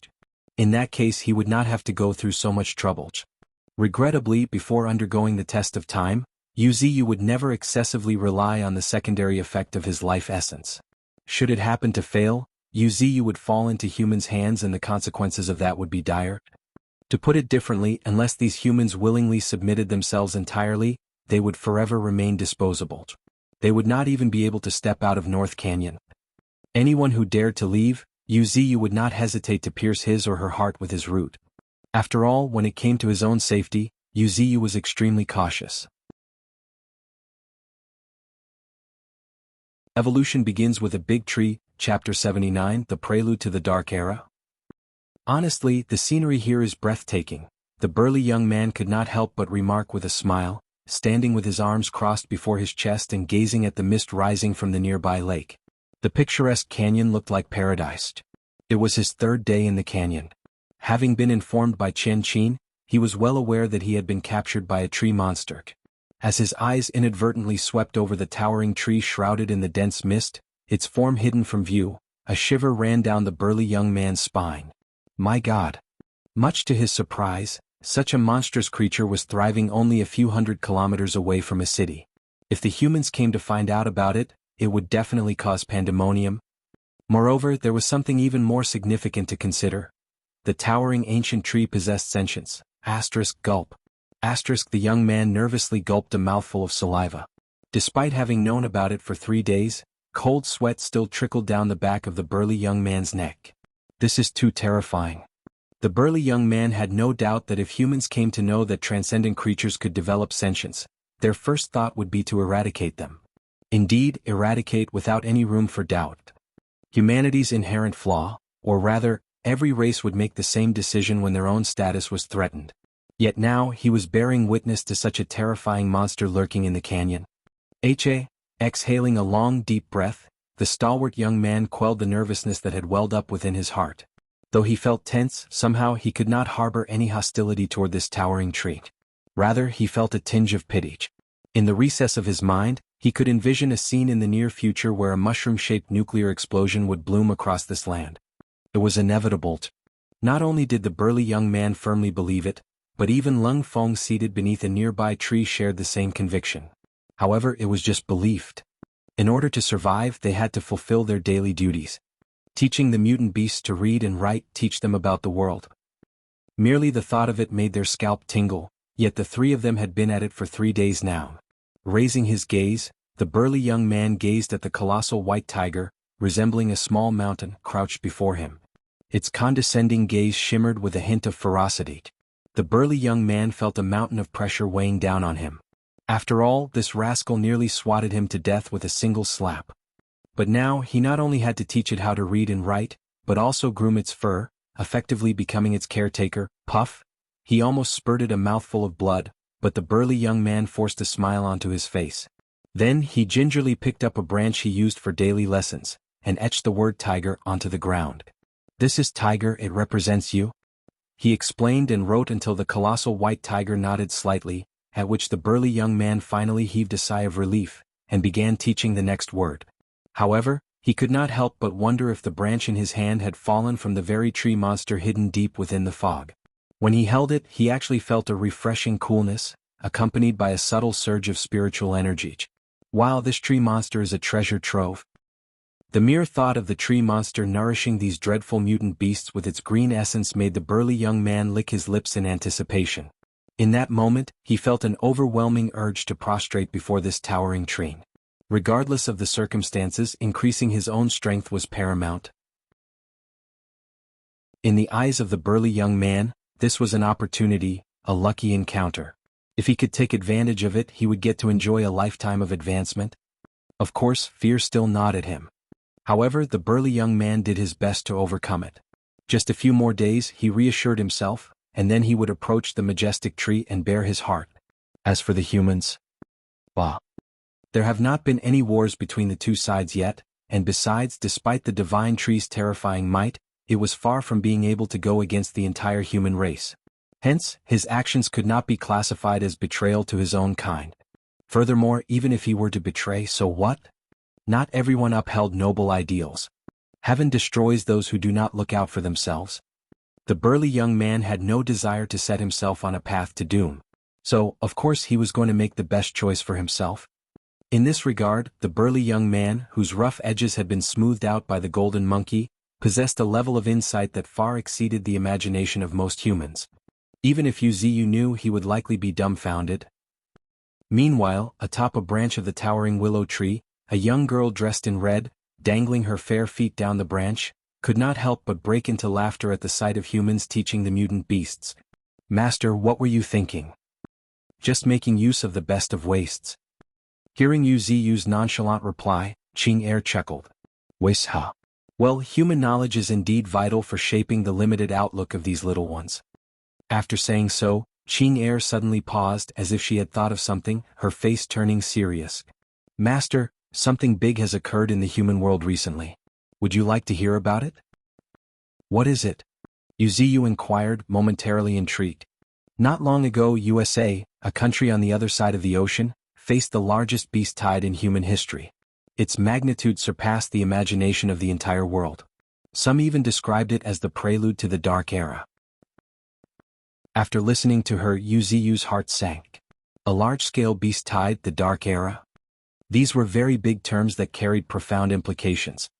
Meanwhile, Qing Er gently stroked Wuxia's rough branch as she recalled the information she had uncovered, adding further details. In the early hours of the 7th of October, a huge tsunami, towering hundreds of meters, swallowed nearly half an entire city. Simultaneously, thousands upon thousands of mutant sea beasts surged toward the city. Among them were several terrifying Tier 1 transcendent creatures. The tentacle of an octopus-like monster swept away dozens of towering skyscrapers, while a shark over 20 meters in length surged through the waters, its colossal jaws consuming half the streets. Caught off guard, USA teetered on the brink of collapse. Its city came perilously close to being overrun. In the end, the radicals convened in the White House, and as a desperate measure, they decided to deploy 3 nuclear missiles. After a rare moment of silence, Wuxia finally heaved a sigh and stated, "So, the humans finally resorted to nuclear weapons, huh?" "Yes, they did." As the mushroom-shaped clouds rose, the world was engulfed in darkness, replied Qing Er. However, her expression changed slightly as a look of perplexion and disbelief appeared on her face, before she added, "However, while flipping through my teacher's documents, I discovered that the nuclear strike didn't mark the end. In the midst of a 100-meter-tall tsunami, there echoed a painful ancient roar. It not only shook the sky, but the subsequent shockwaves even managed to change the trajectory of the nuclear missile." A 100-meter tsunami, affecting the trajectory of the nuclear missile. A cold smile crept upon Wuxia's face as he grasped the underlying meaning.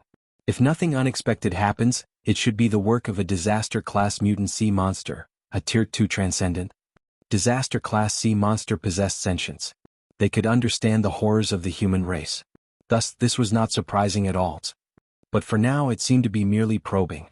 Wuxia chuckled, feeling a little envious. These sea monsters had the support of vast oceans, making them fearless even in the face of nuclear weapons. However, it seemed his turn was approaching as well. Wuxia exhaled a long, deep breath before instinctively circulating his spiritual energy. The next moment, in the astonished gaze of Qing Er, Wuxia's body actually sank. Sank as if descending into the abyss. Upon closer observation, the ground around Wuxia's tree body seemed to have turned into a rippling swamp. And with every ripple in the swamp, Wuxia's thick trunk slowly descended into it. Ability, Earth Escape, another application of Earth Element. You can transform the ground into a swamp, allowing you to descend into the depths. Evolution begins with a big tree, Chapter 80, Fearsome Dark Shadow. Meanwhile, on another continent across the vast ocean was the pinnacle power, the White House. "Oh my God, can someone tell me why this damn thing happened?" The President of America slammed the icy cold table before him, and glared with fury. A city, once abundant and prosperous, had been ravaged by the beast tide, leaving it in ruins with countless lives lost.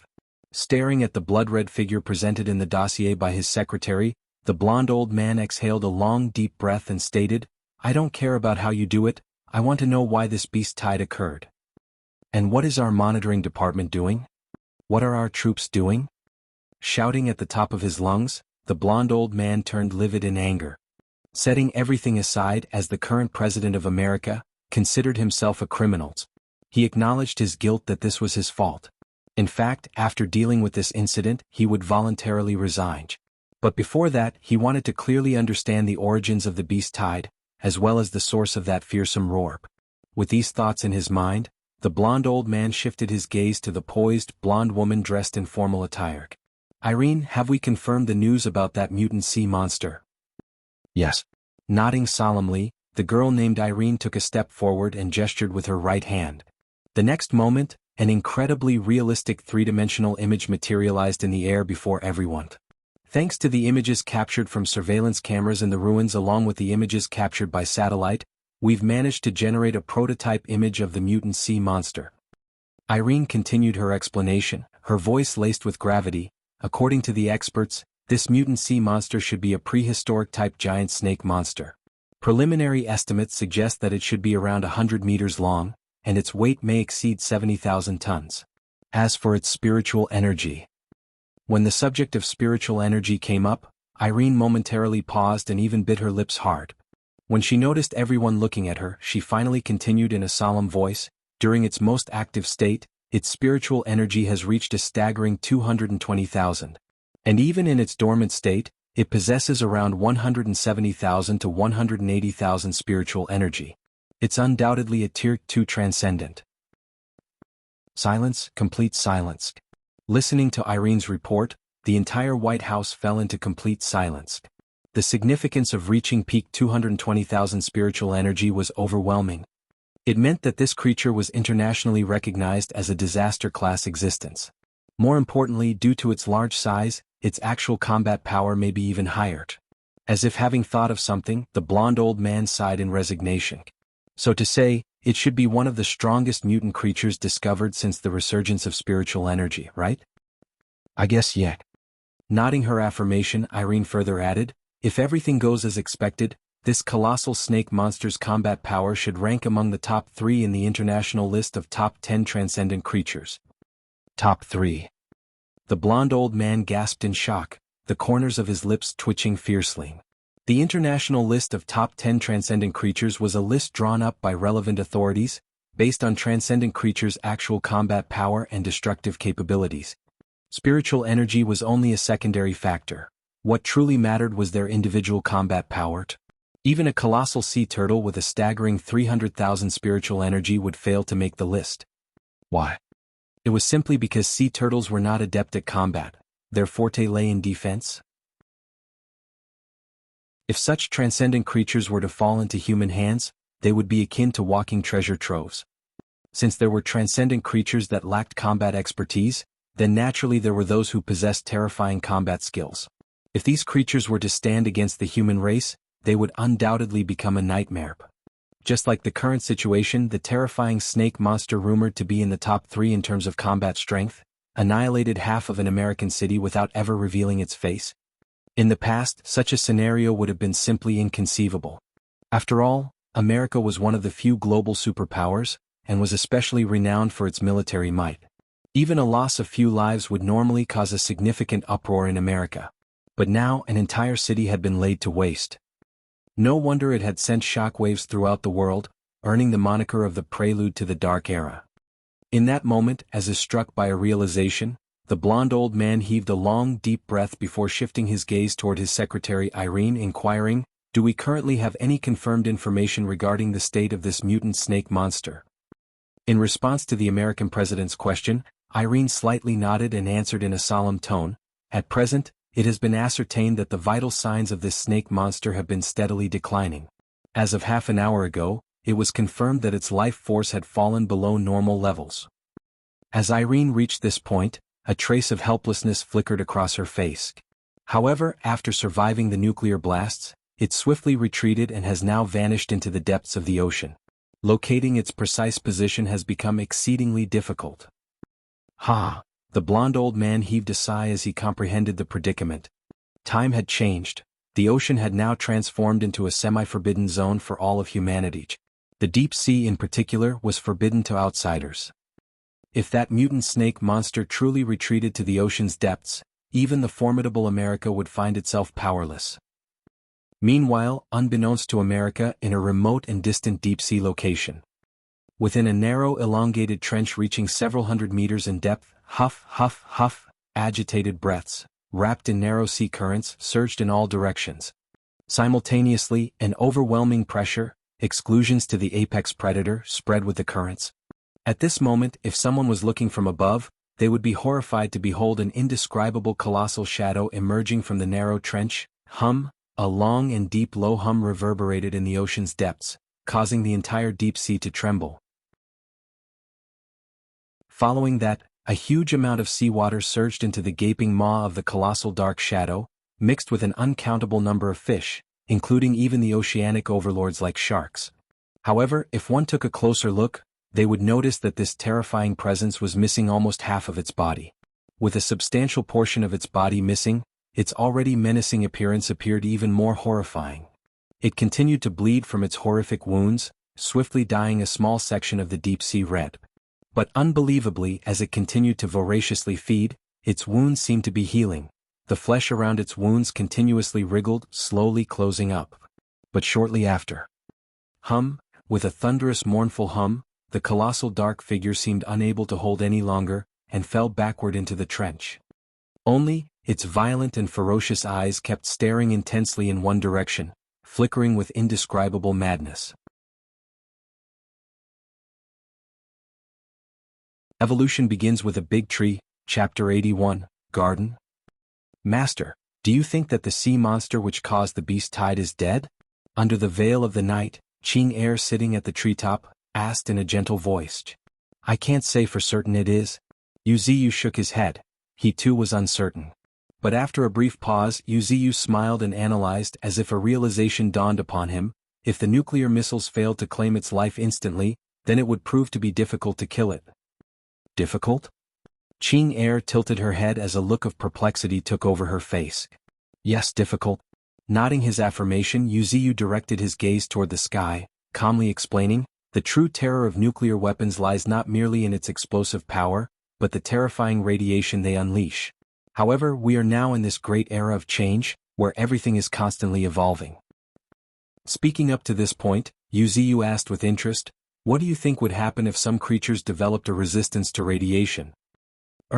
Speechless and stunned, the corners of Ching Er's lips could not help but twitch.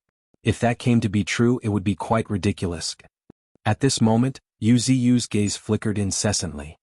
His earlier words to Ching Er were not some mere conjecture, but rather a notion that had long been brewing in his mind. To develop a resistance to radiation might seem like a fantasy, yet there exist tangible indications. For instance, if a person were to be bitten by a poisonous snake and manage to endure it for a brief time, he or she may develop a resistance to poison. Nuclear radiation was lethal and terrifying, but it was no different from snake venoms. Alas, the risks were exceedingly high. Only a handful of transcendent creatures would dare to assert, with utmost certainty, that they would be able to withstand the destructive force of a nuclear weapon. Furthermore, in a cruel twist of fate, most transcendent creatures who had recently gained sentience possessed no awareness of nuclear weapons or even the human race. Otherwise, the occurrence of such massacres would be far less common.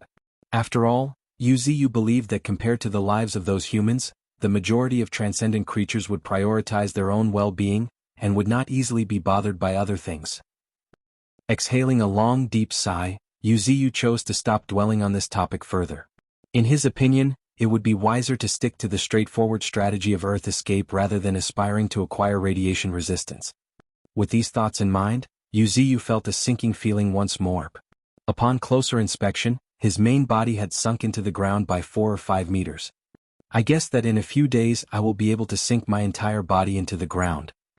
A mischievous chuckle escaped Yuziyu's lips, feeling a little satisfied. For him there was no better news than this. The ability to sink into the ground signified that he had found a better method suited for hiding himself than dense fog. Moreover, Yuziyu also discovered that even when a portion of his body was submerged into the ground, it did not hinder his breathing. Both he and the earth were fused together like the solution of water and solvent. If there was a flaw, that would be his inability to skillfully control the power of his roots. Compared to the trunks and branches exposed above ground, his subterranean roots were undeniably bulkier. Every time he sank a little, a multitude of roots sank deeper into the earth, as if reaching for an unseen realm. In that moment, a voice tinged with curiosity suddenly rang in Yu's mind. "Master, what will be your next move once your body has completely submerged within the depths of the earth?" Yu sunk into rare silence, caught off guard by the question. He had not given it much consideration. However, as he cast a glance at the nearby bull demon, nine tails, and other mutant beasts, a spark of inspiration illuminated Yu's eyes and he responded, "Let's establish an underground kingdom that belongs exclusively to us." Uttering these words, Yu's face was filled with enthusiasm. Yes, a kingdom, concealed beneath the earth's surface, hidden from prying eyes. An underground kingdom, Qing murmured, her eyes brightly shimmering. She really had not expected her master to have such grand ambitions. However, she realized that a kingdom was the only logical path for him to tread. Given Yu's body, which was a treasure trove in itself, finding a safe haven amidst the human world or the realm of mutant beasts proved to be an exceedingly challenging ordeal. Hence, constructing his own dominion would be the optimal choice. With these thoughts in mind, Qing added, "Master, if you truly wish to build a kingdom, subduing mutant beasts will be essential. I suggest subduing a mischief of mutant rats. Given their sheer numbers and efficiency, if guided properly, they could swiftly construct an underground city in the depths of the earth, rivaling the grandeur of human cities within a short span of time." Yu also nodded in acknowledgement. Truly, a mischief of mutant rats would prove to be a formidable force worth subduing. In addition to mutant rats, he contemplated nurturing a colony of mutant bees on his branch. The abundance of spiritual energy around him would expedite their growth, transforming them into an extraordinary swarm. When necessary, they could also serve as a source of evolution points. It was worth mentioning that as Yu grew stronger, the earth around him blossomed with lush greenery, even in winter. Moreover, constant spiritual energy radiated from him, which seemed to be of wood attribute. As he breathed spiritual energy, the excess spiritual energy having been refined by him would flow out, which was more than enough to nourish most mutant creatures. Although it was not as miraculous as his life essence, it was lasting and stable.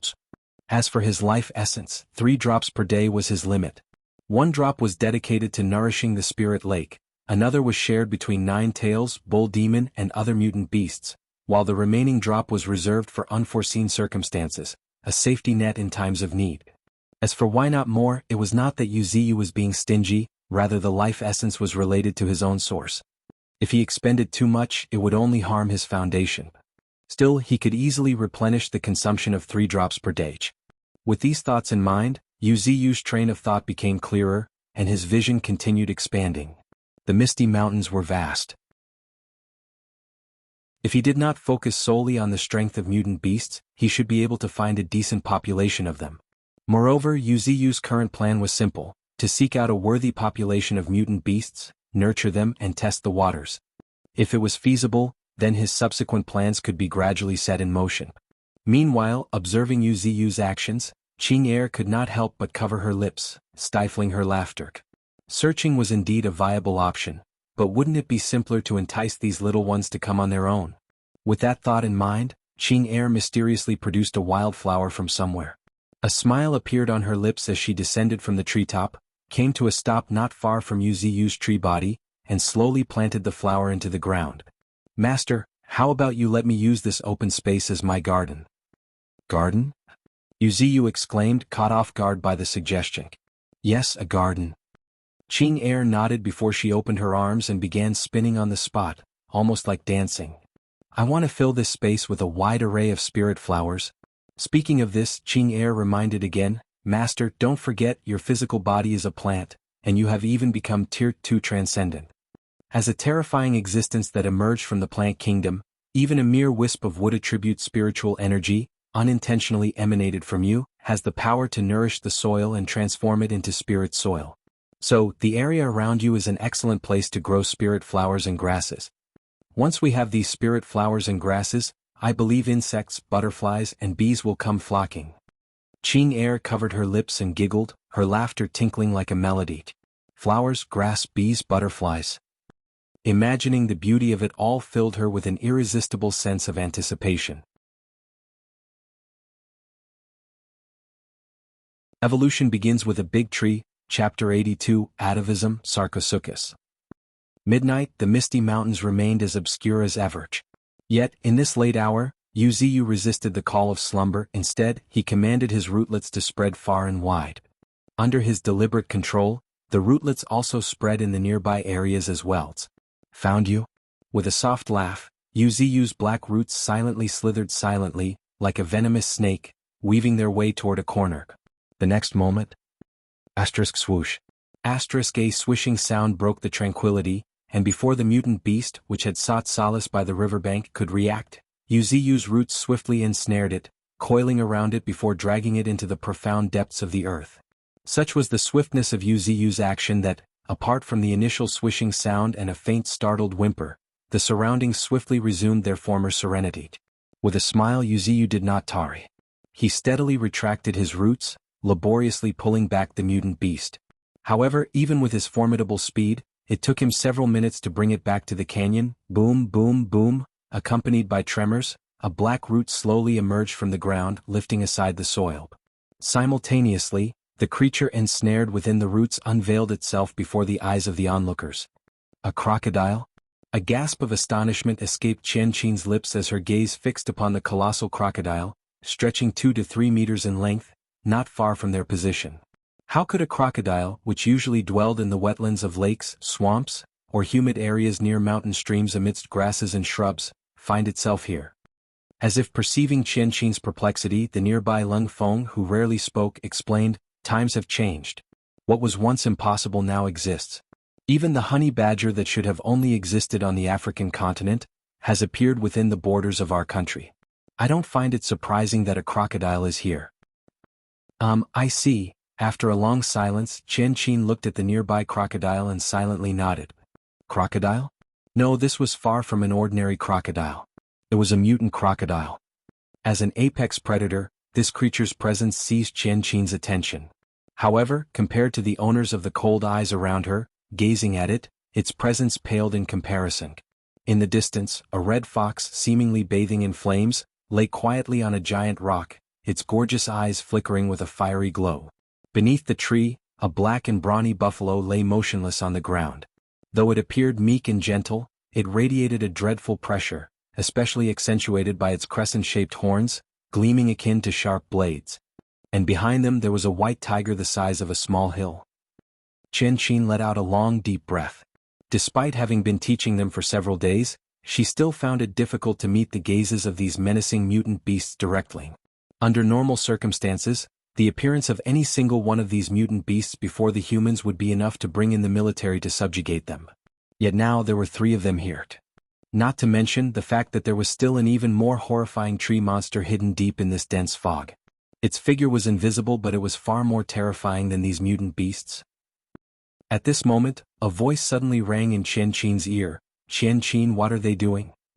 Looking at the parade of fearsome mutant beasts surrounding an area, layer upon layer, it was a sight to behold. In the center, the ground occasionally split open as one mutant beast after another was thrown out by the black roots, leaving the brawny youth completely bewildered. Is some kind of ceremony taking place? Why does this look so peculiar? My guess is that the tree monster intends to subjugate these newly arrived mutant beasts. Qianqin hesitantly voiced her thoughts, recalled the scenes that had just unfolded before her. A crocodile, a black boar, and even a mischief of rats. Subjugate them, huh? Silently nodding, the brawny youth directed his gaze toward the mutant beasts gathered in the center as a hint of envy appeared on his face. It was because, in that very moment, a branch emerged from the depths of the mist before its tip broke, secreting a vibrant, glittering green essence. Gulp. Looking at the glittering drop of green essence, the brawny youth gulped hard. He harbored no doubt that if he were to consume it, his spiritual energy would undoubtedly experience a breakthrough. Alas, such a precious elixir was being devoured by a pack of mindless mutant beasts. Suppressing his urge to weep, the muscular young man could not help smack his lips in frustration. As far as he was concerned, becoming stronger was his sole pursuit. And now, the path to augment his strength lay right before his eyes, yet he could only watch it slip away. Arg! Countless unwilling thoughts scratched his mind. The burly youth felt deeply frustrated. Right then. Growing. A resounding growl pierced through the air as an ordinary-looking mutant wild boar quivered. The next moment, to the brawny youth's astonishment, its body gradually swelled, swiftly expanding to the size of an elephant. What made it even more fearsome was that a layer of solid, black, spiky scales protruded from its fur. Race: mutant wild boar. Rank: Tier 0 Level 6. Innate talent: impenetrable armor. Its entire body is sheathed in thorny carapace, which makes it impervious to most physical assaults. Unique abilities: barbaric charge. Stampeding the ground, it launches a fearsome charge. Taking a deep look at the awakened innate talent of this mutant wild boar, Wuxia could not help but secretly admire it. Though it paled in comparison to Bull Demon, Nine Tails and White Tiger, the top-tier beings. It was more than capable of firmly holding its place among the second tier, alongside the honey badger, the golden monkey, and even the peregrine falcons. Of course, what delighted Wuxia the most was the innate talent this mutant wild boar had awakened: the impenetrable armor. With such a talent perfectly suitable for the battlefield, it could already be called as a veritable war machine. Once it matured, it could be considered as one of the three titans of the battlefield, alongside the honey badger, who feared not death, and the golden monkey, who possessed the skin of copper and bones of iron. A mischievous grin played on Wuxia's lips as he made a mental note. Three titans of the battlefield, what a perfect title for them. At this time, another earth-shaking bellow echoed through the canyon. Roar! As Wuxia lifted his gaze, he beheld a sight that left him astounded. The rare species of mutant crocodile he had accidentally stumbled upon was undergoing an unfathomable and horrifying transformation. Its body was continuously stretching and swelling. Yet, rather than appearing bloated, its swelled figure exuded raw power and striking elegance. From a distance, an aura of primal ferocity emanated from the creature, assaulting one's senses and instilling a deep sense of awe. What? Qian, who was well versed in the study of various creatures, watched with widened eyes as the perplexing metamorphosis unfolded before her. Her mouth slowly fell open in astonishment. Atavism? It's now a Sarcosuchus? Before she could finish her sentence, Qing, who was hidden in the treetop, wore a slightly grave expression as she muttered, word by word. Evolution begins with a big tree. Chapter 83: The Power of Sarcosuchus.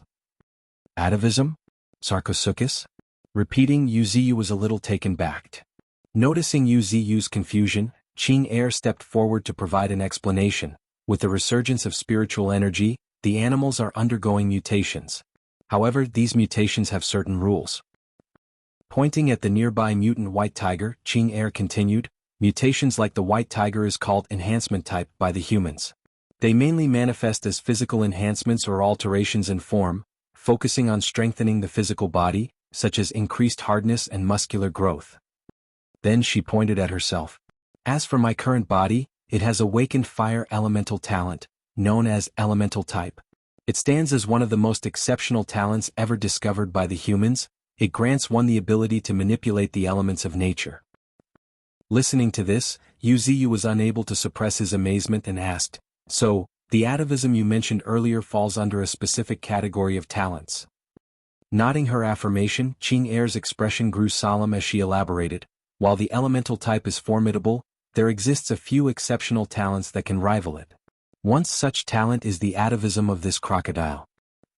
At this point, a glimmer of brilliance flashed in Qing's eyes as she earnestly continued further, "The atavism type talent is a recent hypothesis proposed by experts based on certain findings. However, it is believed to be theoretically impossible for this talent to manifest in humans. Atavism relies on tracing deep into one's ancestral imprints in their bloodline, to bring back the ancient glory. And, since the current age is the most glorious time for the humans, or it could be said that humans are at their strongest right now. Even if a human awakens their atavism talent, it can at most be considered as a kind of regression." Before Qing could speak any further, Wuxia could not help but burst into laughter, looking at the increasingly ferocious crocodile. But, if this atavism were to manifest in other animals, does it mean that it's the strongest talent possible for them? Exactly, Qing affirmed. Subtly pursing her lips, Qing recalled the knowledge she had acquired, continuing her explanation. Take this crocodile for example. It's evolving into a Sarcosuchus. Sarcosuchus are also known as flesh crocodiles or king crocodiles. signifying their size and muscular features. It lived during the early Cretaceous period about 110 million years ago. It was one of the largest crocodile species to have ever lived on this planet. An adult Sarcosuchus can reach lengths of 13 meters, comparable to some theropod dinosaurs. Moreover, Sarcosuchus had an exceptionally keen sense of smell. They were able to detect the scent of their prey even in water. And coupled with their huge mouths stretching 1.8 meters and brimming with sharp teeth, even small dinosaurs are considered to be their prey. As Qing concluded, her gaze could not help but drift toward the enormous crocodile, its formidable jaws packed with sharp teeth, exuding an aura of primal ferocity. It had only been a very short while for this crocodile.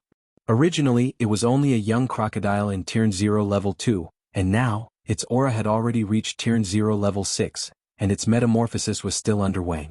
From this, one could grasp the dread-inspiring nature of the atavism talent. It was important to note that while the concept of atavism talent had not been fully verified by the humans, some already referred to it as the ultimate beast mutation talent. Now, witnessing the transformation of the crocodile not far away, Qing face revealed a touch of agreement. The crocodile had evolved into an overlord of ancient times, and then on top of that, evolved further. No wonder it was so terrifying. Having listened to Qing explanation, Wuxia now had a general understanding of atavism talent. For humans, atavism was indeed a form of regression. However, for other animals, it represented the most terrifying form of evolution. For instance, Wuxia knew that chickens had lost their ability to fly due to extensive human domestication. Yet, on rare occasions, a chicken with exceptionally strong flying capabilities would appear every now and then within the flock of chickens. This occurrence was attributed to the atavism phenomenon, which restored its flight ability. It may be considered as atavism, but couldn't flying be considered as a form of alternative evolution for the domesticated chickens? The same principles could be applied to the crocodile before them. Wow! Taking a long deep breath, Wuxia's eyes flickered with anticipation. He wanted to see what surprises this crocodile Sarcosuchus would bring him. With these thoughts in mind, Wuxia's eyes narrowed slightly. In an instant, a series of information appeared before him. Race Sarcosuchus. Rank, Tier 0 Level 8. Innate talent. Atavism, it allows it to constantly retrace the ancient glory, awakening the primal instincts of a top predator in the food chain.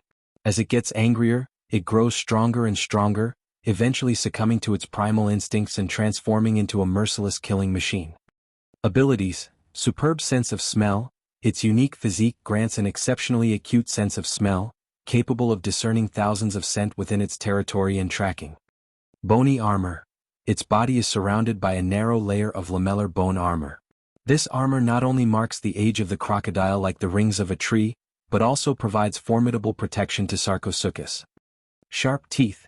With hundreds of teeth that are not only razor-sharp but also interlock between the upper and lower jaws, it can tear through most defenses.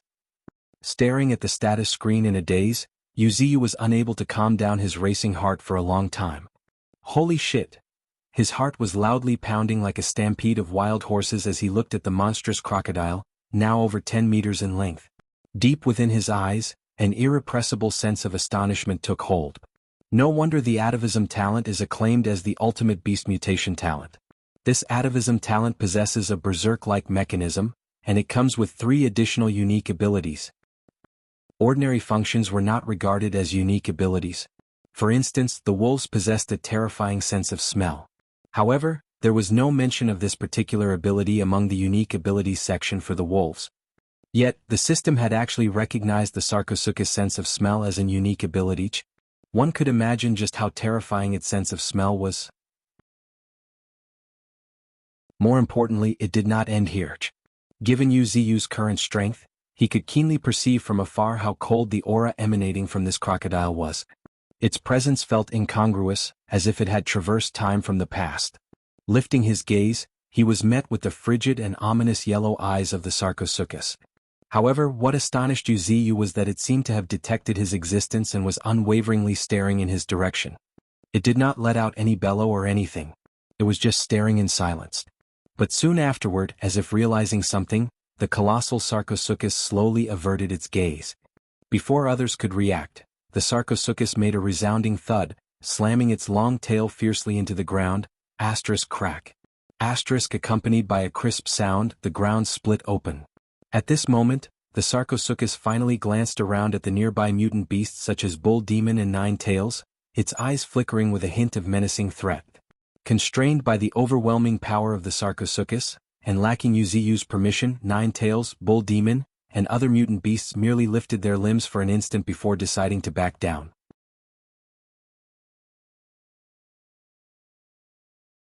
Evolution begins with a big tree, Chapter 84, the fourth beast. Like a triumphant general returning from war, there was an undeniable air of authority about it.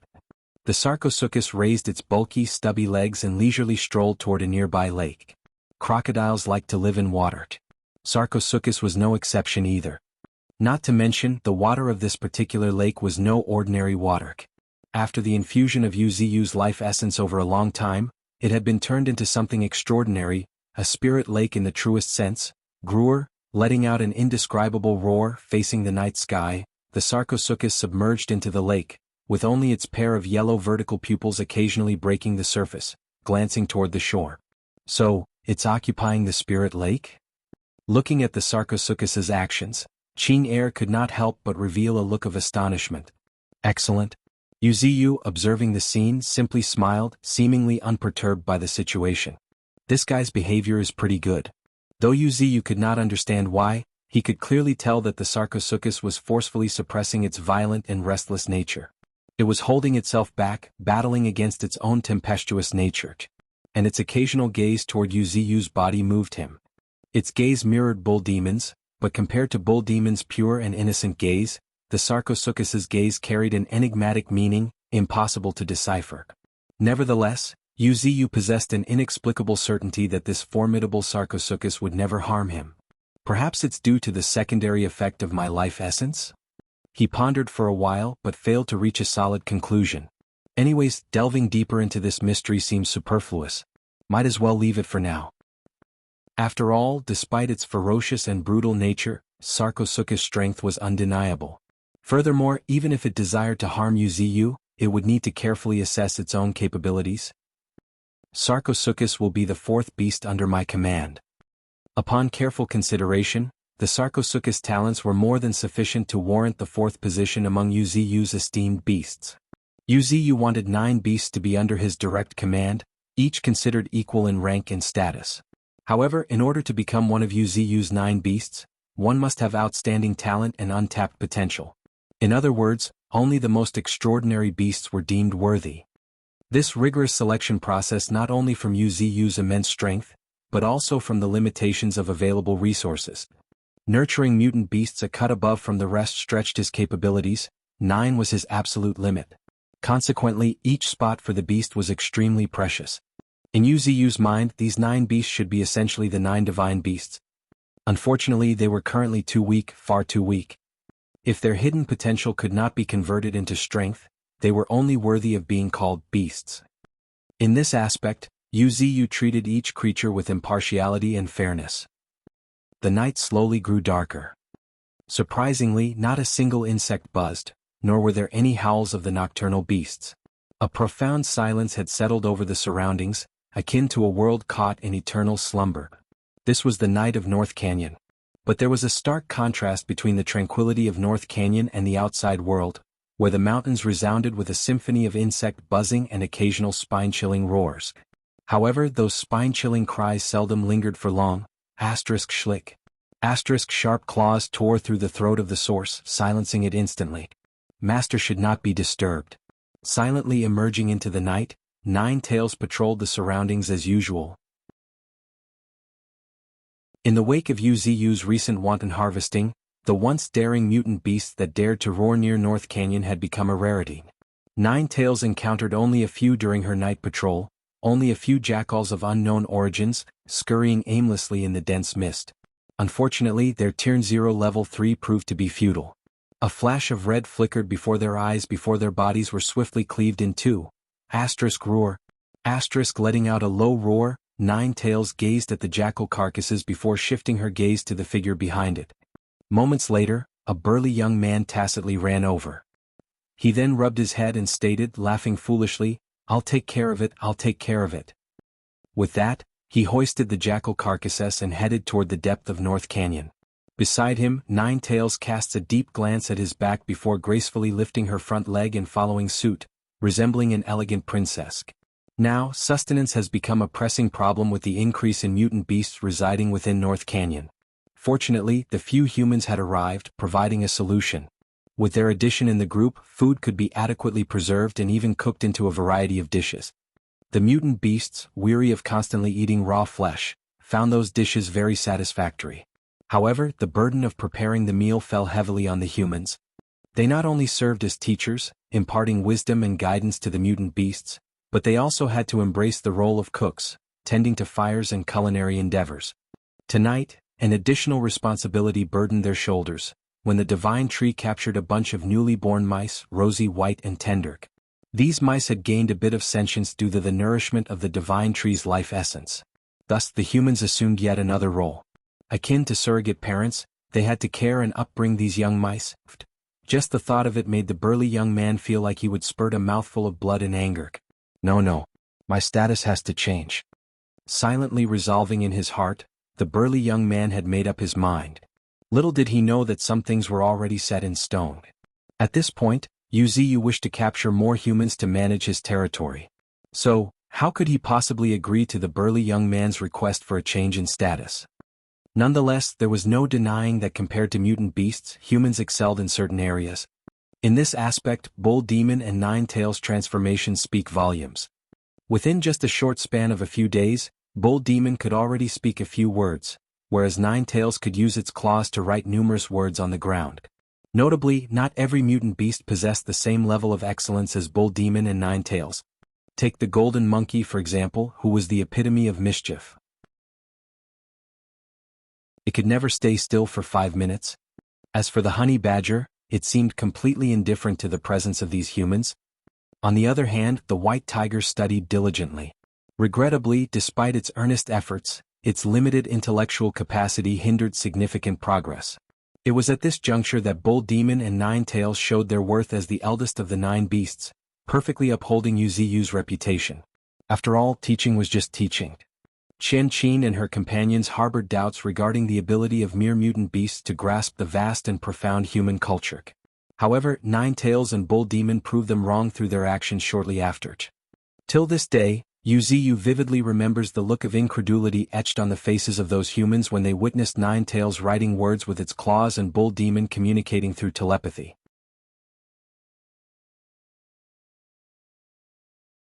Evolution begins with a big tree.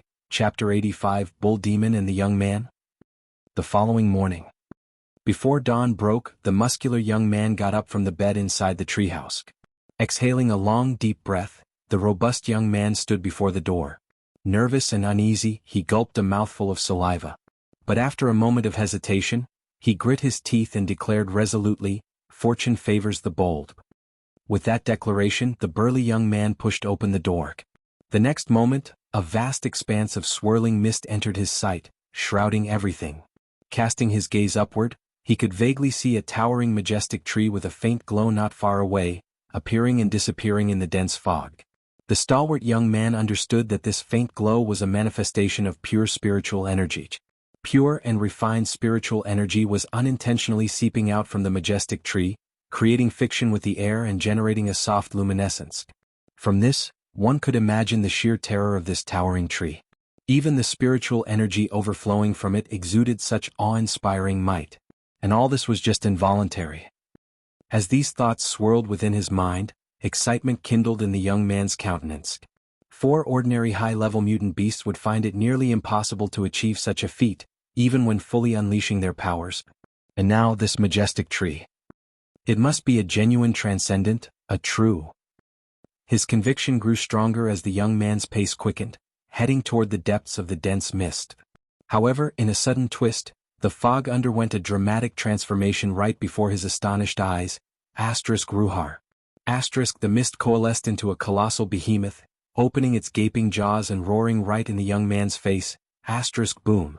With a resounding boom, the fog dispersed in all directions, leaving the young man momentarily frozen in his place, his eyes wide with bewilderment. But after a considerable amount of time, the burly young man blinked and murmured in a daze, his gaze fixed on the still roaring behemoth, "Is it all fake?" Saying so, the young man extended his hand tentatively. As expected, he did face any resistance. His right arm effortlessly passed through the dense mist. Ahem, ahem, the burly young man forcefully coughed, accompanied by a wiping of the cold sweat trickling down his forehead. He could not help but exclaim, "Impressive. This is even more incredible than holographic imaging technology. Unfortunately, it lacks lethality." Wait a minute? A realization seemed to have dawned upon the burly young man as his expression froze all of a sudden. No lethality? How could that be? If the mist can be manipulated so effortlessly, then controlling poisonous mist should be equally feasible. In other words, as he raised his head and gazed at the towering tree hidden within the fog, the young man's certainty grew. It's not that it can't, but rather it just chose not to. Poisonous mist inevitably harms everything.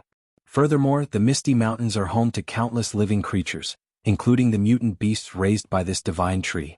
Given these circumstances, how could this magnificent entity willingly employ toxic mist and inflict harm upon these living creatures? In the burly youth's mind, Yuziu's image grew even bigger. Having seen through the ever-changing forms of the dense mist, the burly youth lifted his steps forward. But, to his astonishment, the billowing white mist parted ways, revealing a narrow pathway wide enough for a person to pass through. At the same time, thud, thud, thud, accompanied by weighty footsteps, a massive black wild buffalo with crescent-shaped horns emerged from within the swirling mist, swaying his head in left and right. Up, the voice was dry and a bit unrefined, but it clearly conveyed Bull Demon's intention. At this point, the stalwart young man finally understood why this fellow had been pestering their group to learn stop. He aspired to become a guardian to protect the divine tree. No wonder this buffalo would waddle back and forth or lie down beneath the massive tree in its idle time. With a wry smile, the burly young man warmly appealed, pinning hopes on the amicable bond they had formed over time. "Bull Demon, I simply want to meet the divine tree. Could you let me go in?" Saying that, the sturdy young man took a few steps forward. "Op," the dry voice echoed in his mind once again, but this time with a hint of icy resolve. Cold. It was very cold. The chill in the voice caused the sturdy young man to freeze in place. He could not decide whether to lift or lower his raised foots. "I really just want to see the divine tree." A tinge of grievance colored his voice as the burly young man teetered on the brink of tears. "How much longer must I endure this frustration?"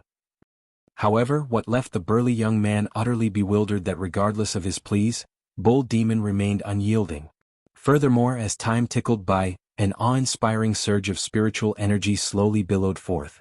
Looking up, the young man noticed Bull Demon's black fur slowly fluttering. His crescent-shaped horns glinted with an icy cold sheen. In addition, an imperceptible bloodlust lingered in the air. Brother Bull, don't act rashly, please stop." As he looked at the giant black buffalo poised for a charge, the sturdy young man's complexion turned pale, devoid of any color. Should a being as massive as Bull Demon come charging into him, he would definitely not survive. After all, not too long ago, the burly young man had witnessed Bull Demon's charge, laying waste to dozens of huge trees, and with not a single scratch on it, gulp. His throat involuntarily constricted, and the young man's legs quivered with trepidation. However, just as he was contemplating surrendering, the burly young man was struck with horror as an overwhelming force locked his body in place. He could not utter a word, nor could he move his eyeballs even the slightest. "No, no!" he screamed frantically in his mind. The burly young man was truly dumbfounded this time. How could he have known that being locked onto by Bull Demon would result in this? No wonder every prey targeted by Bull Demon would stand motionless, obediently awaiting death. It is not that they didn't want to move, but they couldn't move at all. This must be the unique ability of Bull Demon. With a tinge of desolation, the burly young man fell into complete despair. However, just at that moment, a thunderous boom resounded as if some majestic entity had awakened, causing the clouds of mist to swirl. Simultaneously, a voice filled with curiosity emerged from within the dense fog. "What are you all doing?" Witnessing the confrontation scene between the man and the buffalo, Yuziu, who had just recently woken up, could not help but feel intrigued. However, after seeing the stalwart young man's pale, bloodless complexion, and then noticing Bull Demon slowly retracting his hoof, Yuziyu understood everything. This guy must have scared him quite a bit. Unable to suppress a chuckle, Yuziyu waved his branch and stated, "Let him come in." Moo, responding with a bellow, Bull Demon receded into the shroud of mist, leaving a dazed burly young man alone. The mist parted on both sides, leading a path straight to Yuziyu's true body, resembling a path to heaven.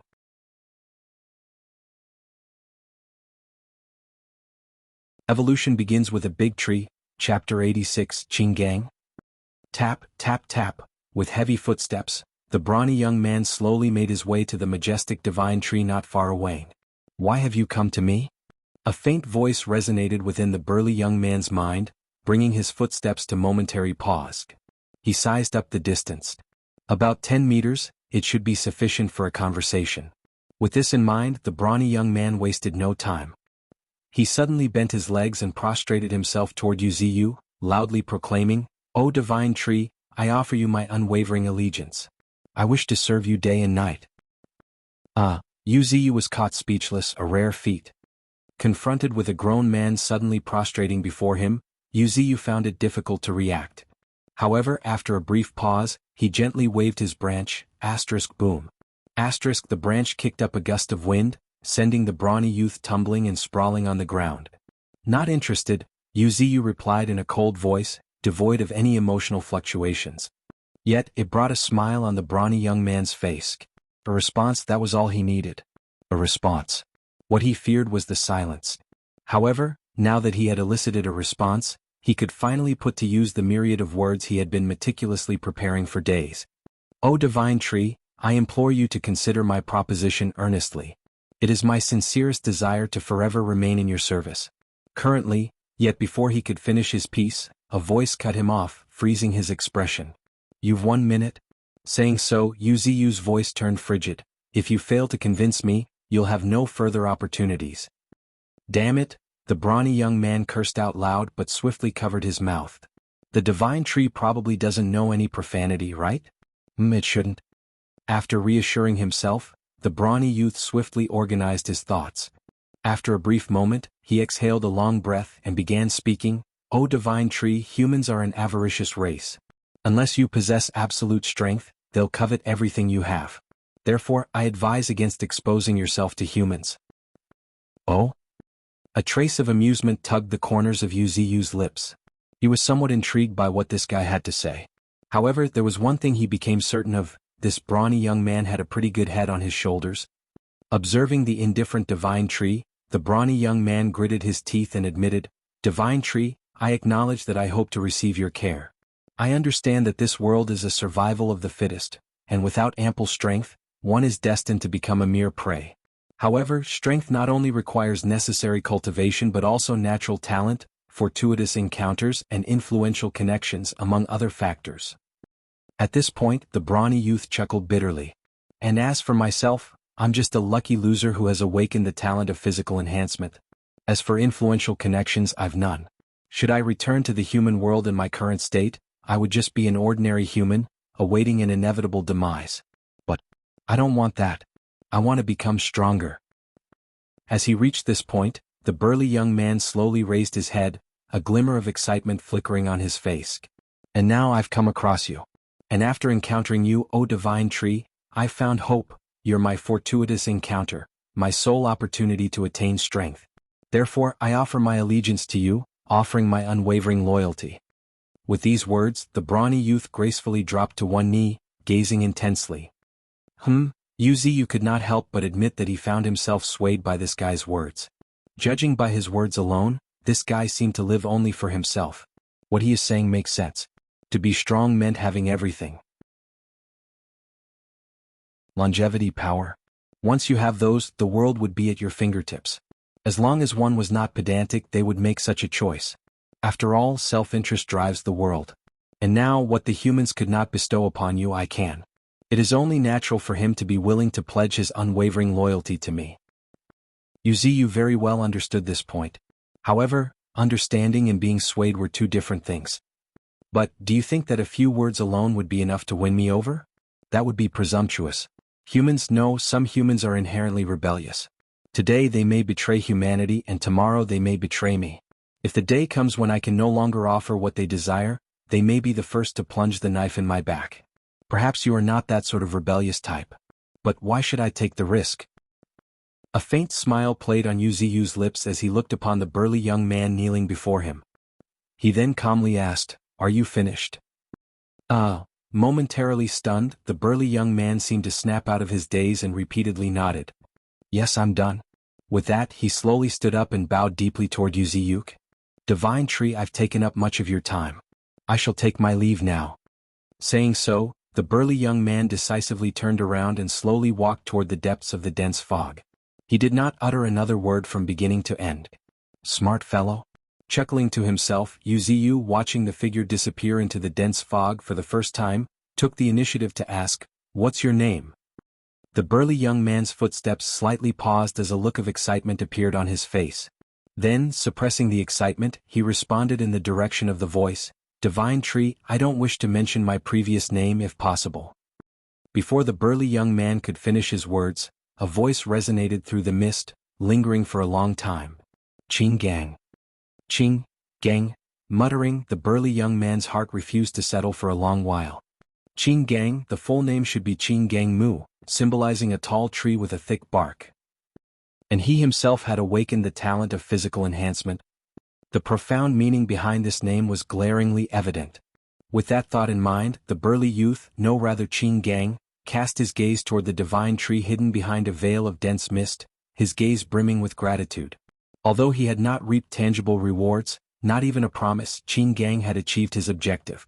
At long last, the divine tree had turned its attention toward me. With this realization, Qing Gang understood that all he needed to do now was work diligently, for it held the hope of earning him the genuine recognition of the divine tree. Phew, Qing Gang exhaled a long, deep breath, feeling an immense surge of determination. Then, facing the direction of dense fog, he raised his hand and declared in the loudest voice, "O divine tree, just you watch, time will prove everything to you."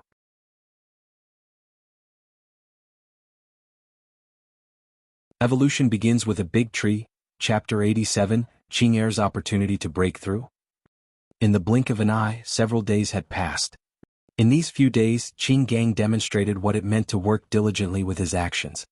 Aside from providing essential guidance to the mutant beasts on a daily basis, he personally ran around the outskirts of North Canyon, crafting teaching tools and equipping Lung Feng and Qian Qin with their own sets.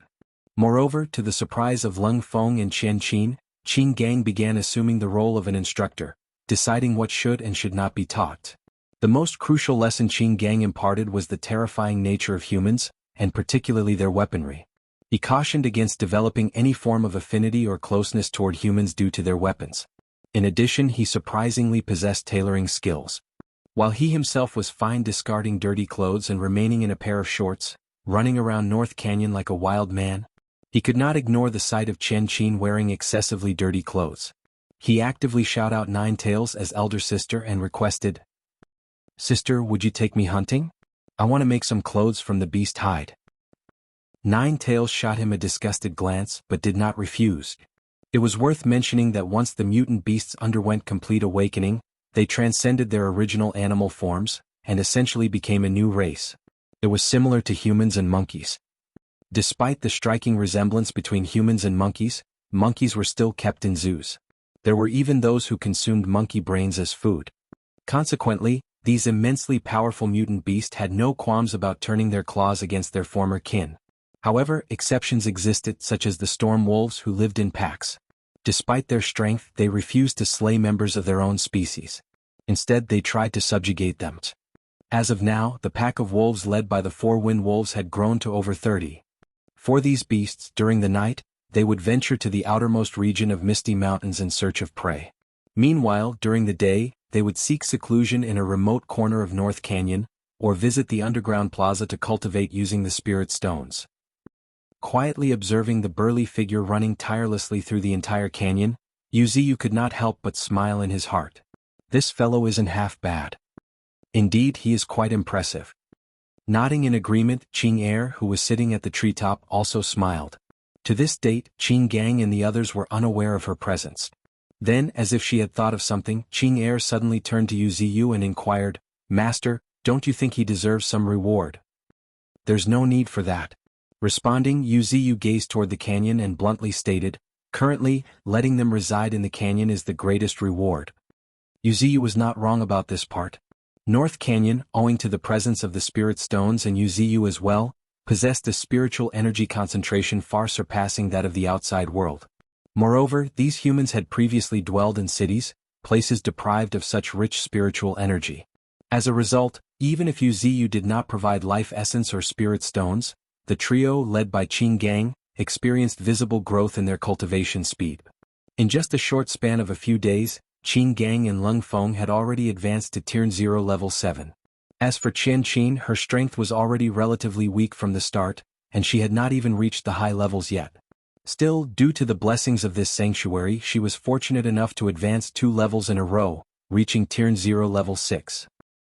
Moreover, Qing Gang displayed an exceptional level of mental fortitude. He understood the value of Spirit Lake in North Canyon. While he could not indulge in it like Old Fourth, the Sarcosuchus, occasionally, he would scoop some water with a bamboo tube while taking advantage of the time he was imparting some knowledge to the Sarcosuchus. When he did it for the first time, this action did not go unnoticed by the Sarcosuchus, who merely cast a silent glance at Qing Gang. Be that as it may, that was enough to send shivers down Qing Gang's spine. Among all the mutant beasts, Qing Gang was the most terrified of the Sarcosuchus. Just its ferocious aura was fatal. However, when he discovered that the Sarcosuchus had not launched any attack even after a long time and acted as if it was acquiescing to it, he happily stored away the bamboo tube. The bamboo tube was small, but it could store enough spirit water to drink for several days. Yes, drink. He saw no issue with consuming the bathwater of various mutant beasts. Rather, he took pride in his resourcefulness. Because with the aid of the water from the spirit lake, his strength was showing signs of breaking through. Of course, compared to the humans, the growth rate of the mutant beast was truly astonishing. Just half a month ago, only Bull Demon had reached Tier 0 level 9. But now, not only Bull Demon but also Nine Tails, White Tiger and Sarcosuchus, the 4 great beasts had stepped into Tier 0 level 9 one after another. Whereas the Honey Badger, Golden Monkey, and the Armored Wild Boar had slowly entered the Tier 0 level 7. As for the birds, except for the white crane that was still hovering in Tier 0 level 7, the other 8 peregrine falcons had gradually made their way into Tier 0 level 8 one after another. Their single cry could tear through the sky. It was hard to imagine how such small birds, no bigger than a fist, could produce such powerful cries. "Master, it seems the development of North Canyon is on the right track," Qing Er remarked with a smile, initiating a conversation. "Indeed," agreed Yu Ziyu after contemplating the disciplined and structured lives of the mutant beasts, who diligently worked during the day and rested at night. Suddenly Yu Ziyu's gaze shifted toward Qing Er, as if noticing something. Sensing Qing Er's aura at the peak of Tier 0 level 9, on the verge of breaking through, Yu Ziyu's pupils narrowed slightly. "Is it almost time?" "Yes, it's almost time." Qing Er nodded her affirmation, the corner of her lips rising into a smile. Now that she had reached the peak of Tier 0 level 9, all she needed was an opportunity to become a transcendent. And that opportunity. As if thinking of something, Qing Er suddenly narrowed her eyes and stated in a deep voice, "Master, I recently joined a top-secret laboratory." "Top-secret laboratory?" Yu Ziyu was slightly dumbfounded, his curiosity piqued. "Yes, it's the latest cutting-edge project launched by China. There are 10 in total, and each laboratory is doing some terrible research. And any breakthrough achieved by these facilities has the potential to revolutionize the entire China in a short span of time." Listening to Qing Er, Yu Ziyu's heart sank. There are 10 such laboratories? Yu Ziyu was not surprised by the existence of such laboratories, but 10 laboratories was too much. It meant that China currently had 10 choices to head toward. "Yes, 10. The one I've arrived at is the Institute of Genetics, researching to control the direction of evolution and integrate different powers. For example, extracting the strength of ants to lift objects 100 times their own weight, or extracting the regenerative ability of earthworms to achieve limb regeneration, and so on." As she mentioned this, a playful smile appeared on her lips. "However, I've a feeling that my breakthrough opportunity lies within this 6th research institute.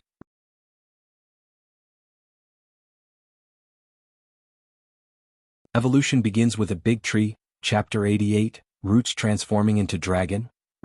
Is that so? Listening to Qing Er, Yuziyu could not help but feel skeptical, which was a rare sight.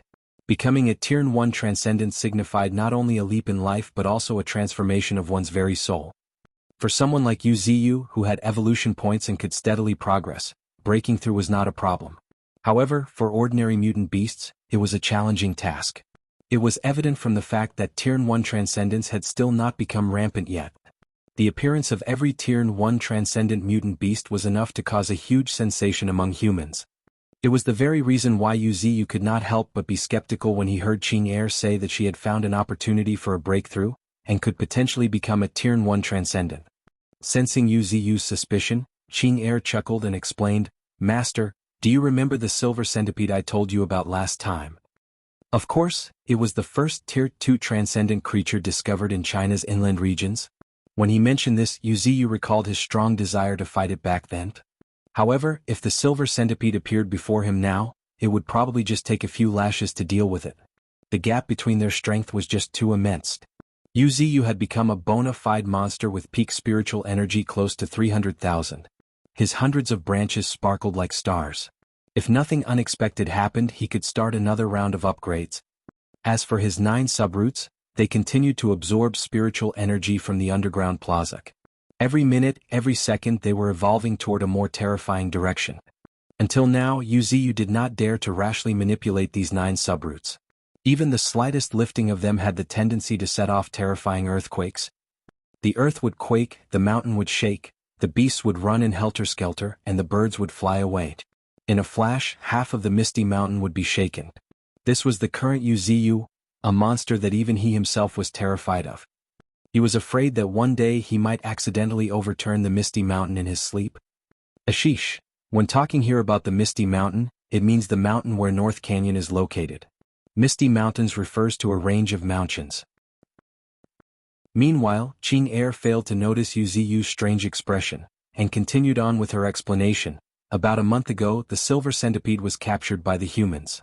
After extensive discussion that lasted half a month among dozens of spiritual energy research institutes, a proper disposal plan for the silver centipede was established. A proper disposal plan? It couldn't be?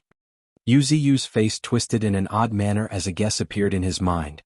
It's in line with Master's understanding of humans. The silver centipede is in a state where it can hardly die. Every day, hundreds of researchers would draw its blood or take parts of its body for research. There is even a top-secret laboratory dedicated to brain research that has repeatedly sought permission to dissect the silver centipede's brains. Ugh, Yuziyu was slightly taken aback, his branches could not help but tremble uncontrollably.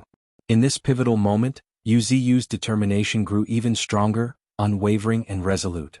If they were indeed discovered by humans, they would face the worst-case scenario. It was impossible for him to let himself be captured alive. He would rather die than to let himself get captured and tortured like that. Yuziyu was extremely confident in this regard. Furthermore, he was even more confident that if humans pushed him to the brink, it would be humans who would be regretting their actions. With these thoughts in mind, Yuziyu's main root, like a roaring beast, let out an indistinct roar. At this moment, if one were to carefully observe Yuziyu's main root, which extended deep into the earth for kilometers, they would be startled by its shape. It had the form of a dragon. Yes, a dragon. Its terminus resembled a dragon's head, and was roaring and growling. And as it roared, its entire body delved deeper into the earth. After a while, it seemed tired. Huff, huff, huff. It started rapidly breathing, drawing an abundance of spiritual energy continuously into its mouth. Simultaneously, Yuziyu also felt an unprecedented surge of energy, starting from the main root and continuously spreading to other parts. With my main root fully transformed into a dragon, not even the entire human race can daunt me. Smiling coldly in his heart, Yuziyu's confidence grew stronger. This awe-inspiring ability had taken Yuziyu a significant amount of time and a considerable evolution points to acquire, a testament to its terrifying potential. Wood Dragon, Level 1. The primary root has transformed into a dragon, taking one step to achieving the pinnacle. The absorption power of the primary root is greatly enhanced, enabling it to consume all things and devour everything, until it firmly takes root in the deepest part of the planet, whereupon it can use the entire planet as nutrients. Truly it was a fearsome ability, a force to be reckoned with. However, to ascend to its ultimate heights was akin to scaling the heavens themselves. Even now, Wuxia had only managed to advance just a little after expending thousands of evolution points. According to Wuxia's estimate, achieving the complete transformation of the primary root into a dragon, and absorbing the entire planet as nourishment, would be a task spanning over tens of thousands of years without any evolution points. Yet, should that unfathomable time frame ever come to pass, Wuxia, if still alive, would undoubtedly ascend as an unrivaled ruler. Thus, this ability was more of a contingency plan. Should his primary root successfully manage to penetrate the planet's core, any adversary, no matter if it was stronger than Wuxia, would hesitate to engage in a battle with him, unless they were prepared to perish alongside the planet. And this was the essence of Wuxia's cunningness. Unable to escape, he resorted to threats, and very dangerous threats at that. It was best not to provoke him, otherwise things would not end with one or two casualties. Just like now, although Wuxia's main root had not yet penetrated the planet's interior, it was already capable of stirring up a part of Earth. Just as Wuxia was worried about before, overturning the misty mountain in his sleep, his threats would not be empty words, but an undeniable fact. While Wuxia contemplated these matters, the nearby Qing heir continued, "Master, I'm currently in the genetic laboratory, and it's not difficult to approach the silver centipede." "So, what you mean is?" Nodding in agreement, Qing heir candidly spoke, "My opportunity for breakthrough lies within that silver centipede." At this point, Qing heir pursed her lips into a smile as she openly admitted, "I'm just a soul. If I wish to break through, I must start with the soul. If necessary, I may even have to devour souls." "Is that so?" Wuxia sighed, realizing Qing heir's intention. Apparently, she intended to consume the soul of the silver centipede. As a Tier 2 transcendent, its soul was undoubtedly powerful. Moreover, due to its nascent sentience, it would not be too troublesome to handle it. Of course, Wuxia did not particularly hope for Qing heir to go down this path. After all, complications or conflict between souls were extremely perilous. Even a slight mishap could lead to dire consequences for oneself. However, Qing heir did not have any other choices. As an anomaly, as a mere soul, merely existing was already a challenge in itself, one not easily tolerated by the heavens. To become stronger, she would naturally face numerous arduous obstacles.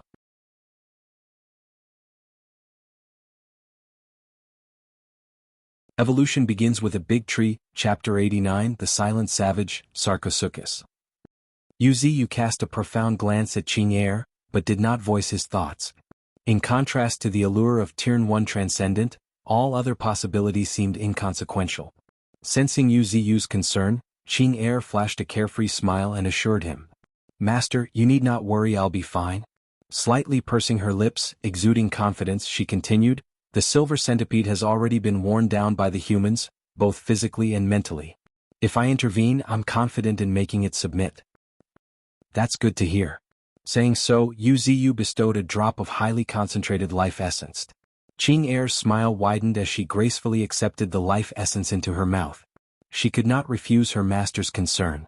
More importantly, as she neared her breakthrough, she needed to consolidate her foundations and foster her essence, and her master's life essence was the best spirit essence for that purpose. "Ha!" Wuxia let out a long deep breath and let go of his worries about Qing heir. His gaze then shifted to the nearby canyon. Looking at the mutant beasts lying on the ground like small mountains, lifeless and lacking spirit, Wuxia seemed to realize something and suddenly smiled. "Qing heir, perhaps I shouldn't have confined these guys to the canyon." After listening to Wuxia, Qing heir, glancing at the canyon, also understood this and replied with a smile, "Beasts, after all, are bloodthirsty creatures. Even if they have evolved, it's difficult for their real habits to change. More importantly, deep down they still crave battle." "That's true." Nodding, Wuxia's gaze suddenly fixated on a nearby corner, where the honey badger was baring fangs and claws aggressively, relentlessly provoking other mutant beasts, one after another. However, none of the mutant beasts responded to his provocation owing to Wuxia's presence.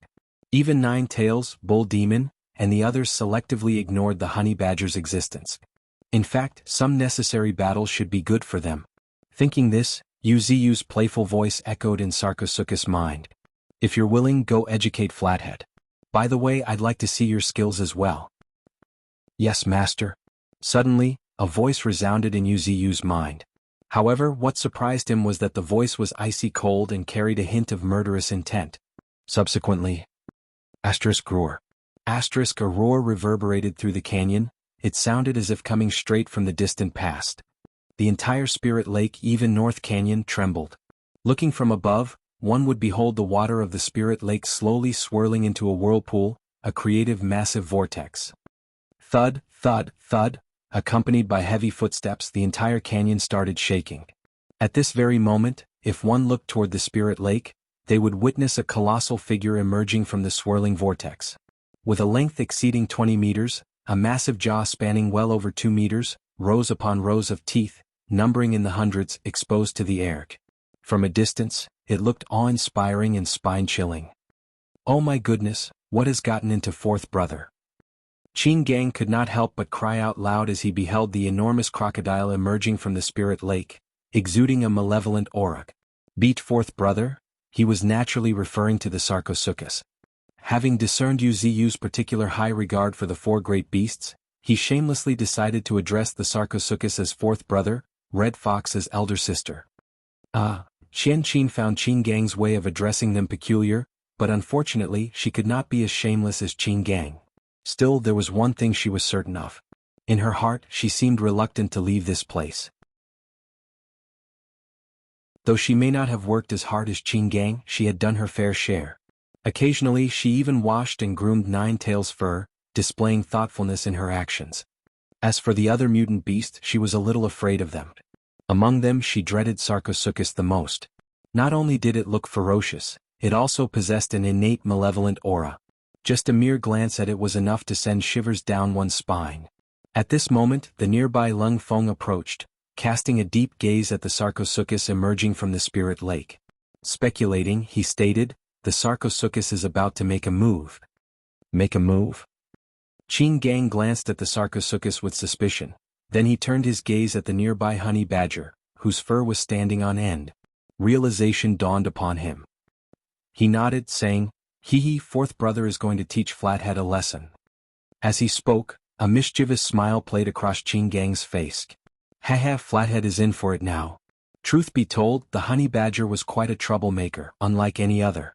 Even a single glance at it would make it come charging over, baring its teeth and fiercely glaring back. It was evident just how vicious its temperament was. And now, chuckling, Qin Gang crossed his thick arm, thicker than a thigh before his chest, happily savoring the upcoming battle. Meanwhile, the honey badger also seemed to have sensed Sarcosuchus' intentions. However, instead of fear, excitement surged through him as it took a few steps forward. Not only did it dare to stir up trouble, but it also had no fear of it. If it was the divine tree, he might have shown some trepidation, but when it came to Sarcosuchus, growl, its claws scratched the ground as its 3 to 4 meter long body tensed up. Oomph.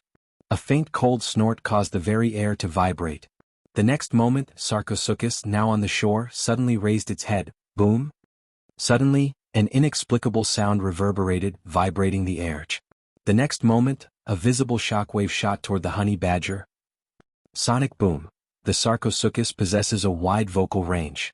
While it can use different vocalizations to declare its territory and attract mates, it can also use these vocalizations to vibrate the air, generating tangible shockwaves akin to sonic attacks.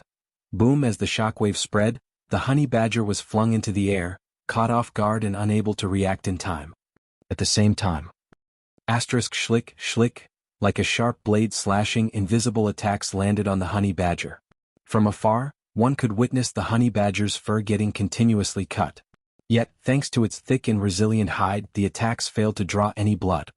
Tiske, fourth brother has always been known for his ruthless nature and few words, but why is he holding back today? Qin Gang could not help but comment, unable to hold his sarcasm as he watched the honey badger flipping through the air unharmed.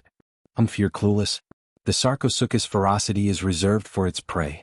As for its companions like Flathead, it tends to show a relatively gentler approach. Qian Qin could not help but retort, pursing her lips. She had witnessed the Sarcosuchus' predation on more than one occasion. His relentless and horrifying attacks left the prey defenseless, with little hope of survival. Even with the divine tree's direction to bring back his prey to the canyon, his prey always met a pitiable end. They would perish almost within minutes of bringing them back to the canyon. One could imagine the severity of their injuries from this. Listening to Qian Qin's explanation, Qin Gang scratched his nose and awkwardly conceded, "I guess you're right, they are companions after all."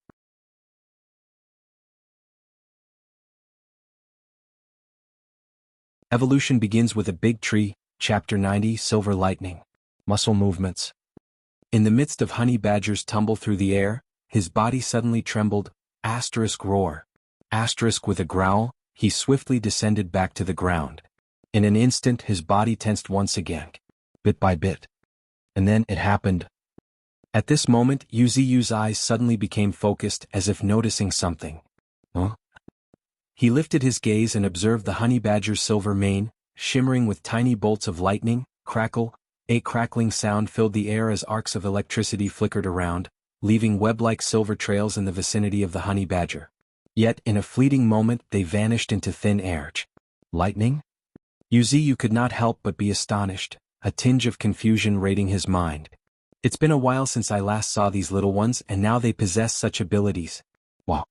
With those thoughts in mind, Yu's gaze sharpened as a cascade of information appeared before his eyes the next moment. Race, mutant honey badger. Rank, Tier 0 Level 7 peak. Innate talent, Thunder's Fury. When enraged, the honey badger starts releasing silver lightning from its body, enveloping its entire body. These lightning currents activate its physical capabilities, greatly increasing its speed and defense. It's a remarkable talent specialized just for battle. Upon reading this, Yu retracted his gaze. A elemental awakening? No, it doesn't appear to be. Clearly, these silver lightning bolts are emitted from Flathead's body. It looks much like another mutation, allowing it to surge with electric currents just like an electric eel. Furthermore, it was confirmed by what was stated in the information. When the honey badger started releasing silver electric sparks, its aura significantly increased. Obviously, it had become much stronger. Growl. With a growl, the honey badger's figure vanished from the spot instantly. His speed was so swift that an ordinary person would not have the time to react. Even powerful individuals like Qin Gang only caught a glimpse of 10 silver lightning flashes in the air. What the hell, is that really Flathead? Voicing his shock in a total disbelief, Qin Gang could not help but question his own existence.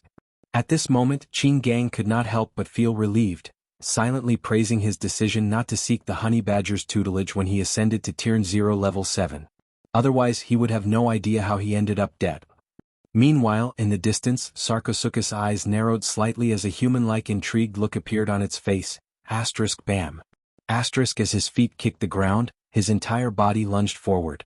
The next moment, swoosh. Two figures, one large and one small, streaked through the air.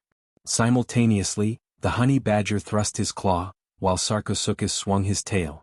With a thunderous bang, a dazzling explosion of silver lightning arcs burst out as the honey badger's hair stood on their ends. The bone-shattering force transmitted from Sarcosuchus' massive tail almost crushed the honey badger, nearly flattening it into nothing. However, he could still fight. He could still take on the challenged. He clenched his teeth and a glint of crimson tinted his eyes as the surge of electric arcs intensified. Swish, swish, swish. The honey badger's energy had fully erupted, propelling him at a speed that was difficult to capture with the naked eyes.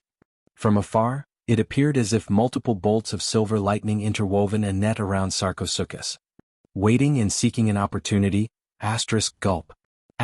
Gulping hard, Qian Qin and the others' jaws dropped in awe as the expansive silver-white electric arcs enveloped the battlefield, extending for tens of meters. A mixture of shock and indescribable fear washed over them. How is it so strong? With voices filled with incredulity, Lung Feng and Qian Qin exchanged a glance. Are ordinary mutant beasts really this strong? Or have the mutant beasts near the divine tree already undergone a qualitative transformation? Meanwhile, the honey badger paid no attention to the thoughts of the onlookers. Only when he really attacked did he truly understand the terror of Sarcosuchus. Sarcosuchus was radiating an indescribable pressure, simply while stationary in a crouching posture, without even turning his head. The honey badger realized that he had no opportunity to strike, much to his horror. He failed to find any chance to land an attack. No matter from which angle, he would inevitably face Sarcosuchus' lightning-fast counterattack. It was inevitable. However, it was not that surprising either. After all, the prehistoric Sarcosuchus never relied on strategy in battle. With relentlessly pursuit of the glory of his bloodline, he just relied on instinct to fight. His keen perception allowed him to detect all movements, and his crouching posture allowed him to respond with a fatal strike the moment he sensed any movements. Growl, the honey badger, who had been holding his breath, paying complete focus, suddenly had his eyes narrowed. Crackle, his claws, surrounded by a silver-white glow mixed in with electric arcs, tore through the air and lashed out at Sarcosuchus' neck, creating a thunderous sonic boom. At this moment, Sarcosuchus' eyes suddenly narrowed, as if he had noticed something. His muscles instantaneously tensed up and his entire body trembled involuntarily. The next moment, the honey badger saw a blur before his eyes as a massive tail crashed down upon his head. Boom. A thunderous boom reverberated through the canyon as a fearsome shockwave spread in all directions. Crack, crack, the earth moaned, and before anyone could react, it cracked like a spider's web. At the same time, within the dense cloud of dust, also appeared a battered figure with faint flickering electric sparks around it, deeply buried in the ground. Sarcosuchus shot a fleeting glance at the battered figure, then slowly turned around. His stout, stubby legs slowly made their way toward the spirit lake. However, as everyone gazed upon this sluggish figure, they found themselves rendered speechless. What just happened? Eyes widened in shock and confusion, Chen Qin could not help but ask. I don't know. Lung Feng shook his head, his pupils already contracted to the size of needle points.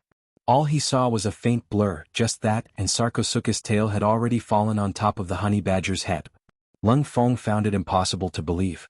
After all, the honey badger was positioned in Sarcosuchus' flank, near the neck. In other words, Sarcosuchus made an almost 180-degree turn in an instant and swung its tail simultaneously. Is this even possible?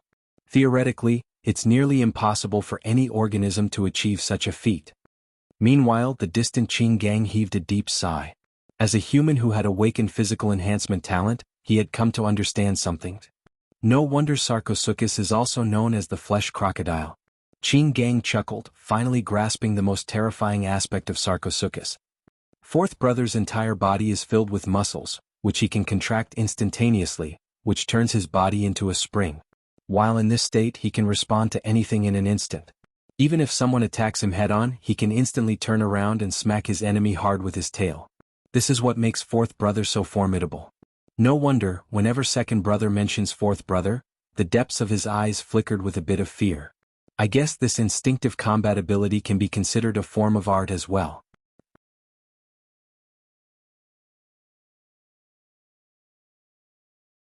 Evolution begins with a big tree, Chapter 91, Gathering. Old Fourth is really born for battle. Wuxia heaved a deep, long sigh, his heart filled with awe and admiration. Sarcosuchus already possessed a formidable physique, and combined with his instinctual muscle movements, Wuxia could not imagine anyone able to engage in close combat with him. Ganging up on him and overwhelming him with sheer numbers might be conceivable, but a one-on-one fight, that was out of the question. A single strike of his tail could incapacitate anyone, and it was basically game over for his victim. Divine Tree, now do you understand why I didn't want to fight him? Bull Demon grumbled as he stood up, shaking his head. I do understand now. Wuxia nodded in agreement, getting the gist of everything. Ever since Bull Demon and Sarcosuchus went out on a hunt, Bull Demon had become withdrawn, seldom speaking. Every now and then he would cast a deep and complex gaze toward the direction of the spirit lake. Apparently, Sarcosuchus had left him in awe. But who could blame him? Anyone who had witnessed such a monstrous creature would undoubtedly be on pins and needles. How would one even begin to fight against such a foe? Once one encountered him, it would be too late to escape. It would be like throwing yourself into the jaws of a wolf. No matter how quick one's reflexes were, Sarcosuchus' reflexes were quicker. And it was just about reflexes, coupled with his instantaneous muscle movements, every action he took was lightning fast. With the combination of these two factors, engaging in combat with Sarcosuchus meant being constantly on the defensive. Furthermore, if his opponent made even the slightest mistake or failed to keep up with his reflexes, it was game over. Sarcosuchus would make one truly experience the ferocity of prehistoric creatures. Wuxia felt as though he had stumbled upon a treasure. At this moment, The nearby Qing heir seemed to have been struck with a thought as a smile bloomed on her lips, saying, "Master, if you were to release Sarcosuchus, it wouldn't be long before the entire mountains would fall and cower in fear." "You're right about that." Uziyu smiled and admitted, "At least within the same tier, there are very few creatures capable of fighting with Old Fourth. Indeed, very few can match him in combat." Qing Heir's eyes twinkled with a smile as her gaze shifted toward the direction of Spirit Lake. At that moment she had one more thing to say, which she did not utter out loud, except for Min. Qing Heir was indeed an exception. As just a soul, Qing Heir's terrifying might far surpassed her peers. Being an anomaly like Yu Ziyu, there was no way her combat power could be constrained by limitations of levels. Unless targeted, engaging in leapfrog battles far beyond her level was as simple as eating and drinking. However, Qing Heir had always been low-key. She disliked showing herself in front of others, to the extent that very few mutant beasts realized how terrifying this woman in red, resembling a ghost, truly was. However, one thing was certain. When they became aware, they would finally remember that the eternal companion of the divine tree was clad in red. At this moment, as Uziyu gazed calmly at the Spirit Lake, his eyes suddenly lit up, and he turned to nearby Qing Heir and asked, "Qing Heir, what do you think would happen if I were to release Sarcosuchus?" Listening to Uziyu's sudden excited voice, Qing Heir pondered for a moment before tentatively responding. "He would probably become an overlord of a region." "Overlord?" Chuckling, Uziyu finally realized what he had overlooked. How could a true expert be nurtured through captivity? If it were any other mutant beasts, birds like the peregrine falcons, it would be understandable. Birds build nests, it was their nature. However, Sarcosuchus, White Tiger, Red Fox, and the others were different. They were meant to bathe in blood on the battlefield. Yet now, they were confined in a canyon under Uziyu's protection. Although he occasionally let them out for hunting, it was just hunting. Without truly bathing in blood, how could they experience the joy of a true battle? As these thoughts swirled in his mind, Uziyu let out a long, deep breath. If your talents had been average, it would be understandable, but who made you possess talents that surpass countless mutant beasts? Leaving behind a profound statement, Uziyu also started cooking up a plan. As night descended, the canyon was enveloped in silence. Only the sound of snowflakes landing on the thick snow carpet could be heard, which further created a sense of eerie solitude. Right then. Boom. The wind roared through the canyon, swirling the mist and snow in a wild frenzy. The entire spectacle felt like some majestic entity was slowly waking up. Moments after, a majestic voice penetrated the swirling mist, echoing in the canyon. "Come forth swiftly." With those words, Uziyu's branches danced one after another. Boom. Along with the rolling away of the mist, a spacious empty field was revealed. A short while later, a fox's call resounded from afar as a streak of red light shot over, moving parallel to the surface. Simultaneously, Mu, with a thunderous bellow, Bull Demon who had gone out to forage, started charging, trampling the earth beneath his hooves. Ruhar. Yawning lazily, the White Tiger slowly propped up its body. Not far away, the Spirit Lake rippled before a whirlpool emerged once again. In just a few moments, the terrifying figure of Sarcosuchus surfaced from the water. Again and again, the entire misty mountains under the night sky trembled. Moreover, it was not just them. In the underground plaza, the honey badger, who had recently lost the battle, was absorbing the spiritual energy in a frenzy. However, upon hearing the resounding voice, he shouted from the depths of the cave without a moment of hesitation. In an instant, the spacious area which Uziyu had just cleared by dispersing the mist, was already filled. However, it was not Uziyu's fault. The sheer size of Sarcosuchus and White Tiger occupied about a third of the entire space. Additionally, as powerful mutant beasts, they would naturally keep their distance from one another. They were scattered throughout the area. Being strong, how could they easily lower their heads? On the other hand, the humans led by Qing Gang were quite interesting. They decisively gathered in a corner, standing in a row with their heads held high and chest puffed up, giving the impression they were standing in line at a military drill. However, looking at their attire made of beast hide, Uziyu could not help but find it somewhat amusing. The canyon had everything except the human necessities of life. Uziyu briefly considered helping collect some resources. However, just as this thought came to his mind, he discarded it right away. He had brought these humans as laborers, not to some picnic. Besides observing Qin Gang's demeanor, Yuziyu could not shake the feeling that he was quite content with his current lifestyle. Of course, the most discontent was definitely Qin. As a delicate young girl, she was quite troublesome. Not only did her beast-hide clothing require repeated adjustments to fit her feminine style, but bathing also remained a constant concern. To this day she had not forgotten that the entire treehouse was formed from the roots of the divine tree. In other words, even when bathing in the treehouse, Qin was under the watchful gaze of the divine tree. Whenever this crossed her mind, a blush would embellish Qin's face. There is no denying that girls have complex thoughts. However, such a perverted inclination to peek had never crossed Yuziyu's mind, not once.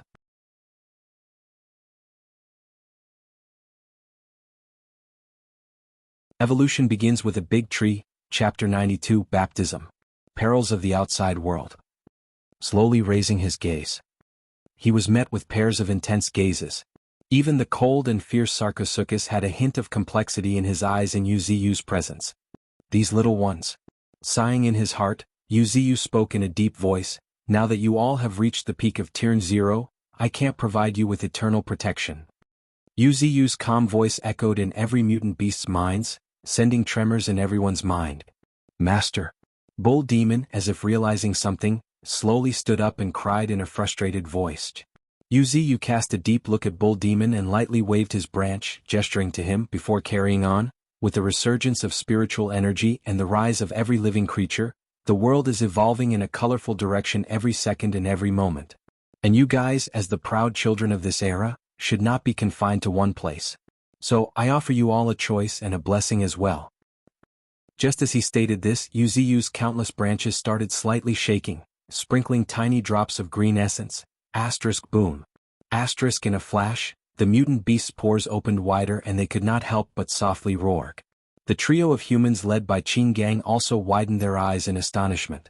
Because at this very moment, they actually felt their respective bottlenecks loosen up as rich vitality permeated the air. My goodness, the divine tree's means are truly unimaginable. A look of shock blanketed Qin Gang's face as he looked at the green shower. This large-scale baptism-like method was truly beyond ordinary people's comprehension. Indeed, nodding, Lung Feng also examined his own body. The moment the raindrops touched his skin, they instantly assimilated into his body, giving him a surge of warmth. At the same time, his spiritual energy also started seething, increasing at a noticeable pace. Nonetheless, this was not the most significant aspect. The significant thing was that he felt as if his body was cheering, rejoicing, as if welcoming a new round of transformation. An inexplicable warmth coursed through his every fiber. Rain of vitality, another application of the life essence. While accelerating the evolution of all living beings, it also awakens the deep-seated vitality within the body. Seeing the mutant beasts enjoying the rain, displaying an expression of delight, Yuziyu smiled in his heart.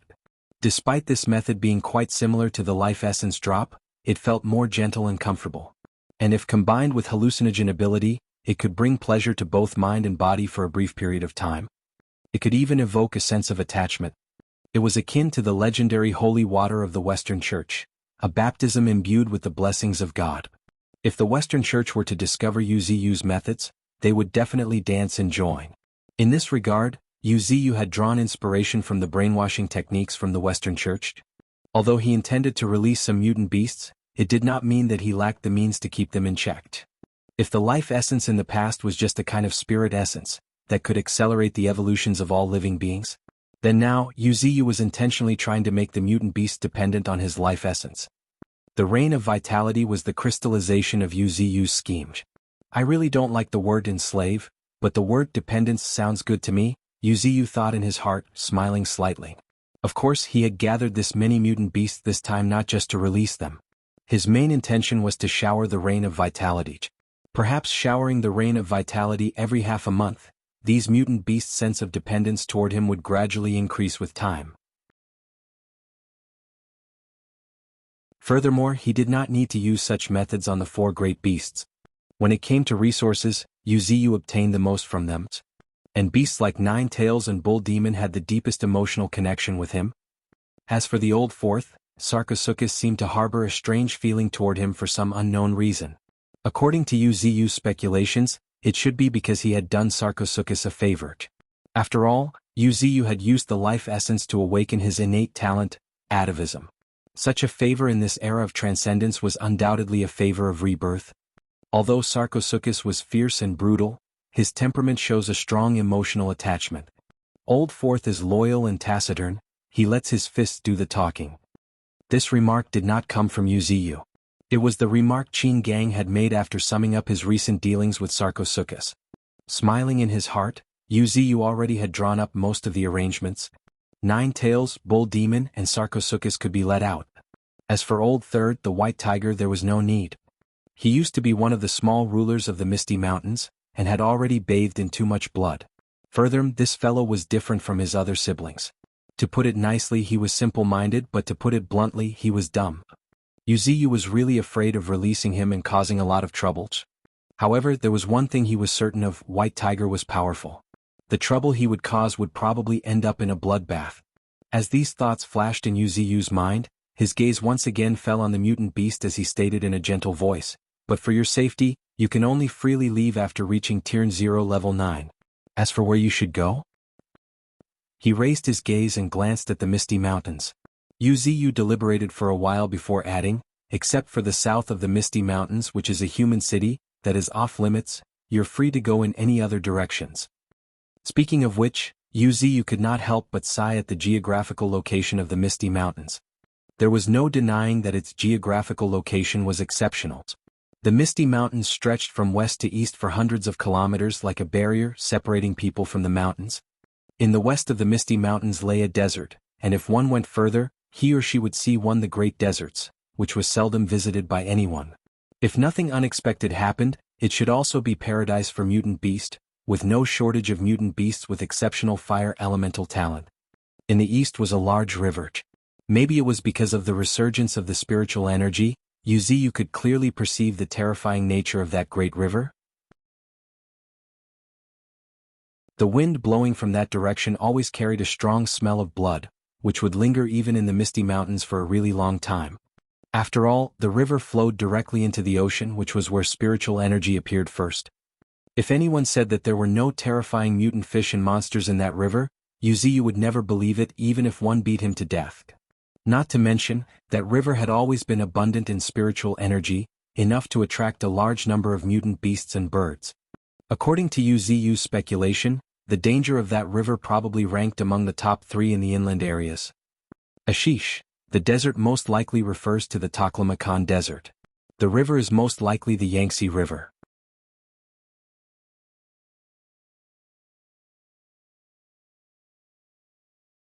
Evolution begins with a big tree, Chapter 93, The Awakening of Nine Tails. As for the northern part of the Misty Mountains, there stood an ancient forest stretching endlessly. One would see nothing but lush greenery. If not for the towering mountain that blocked the dense fog from spreading, it would have long been included in Yuziyu's territory. Nonetheless, Yuziyu still tirelessly strived to break through the blockade of this mountain. The fog was not only his eyes, but also the sign of his territory.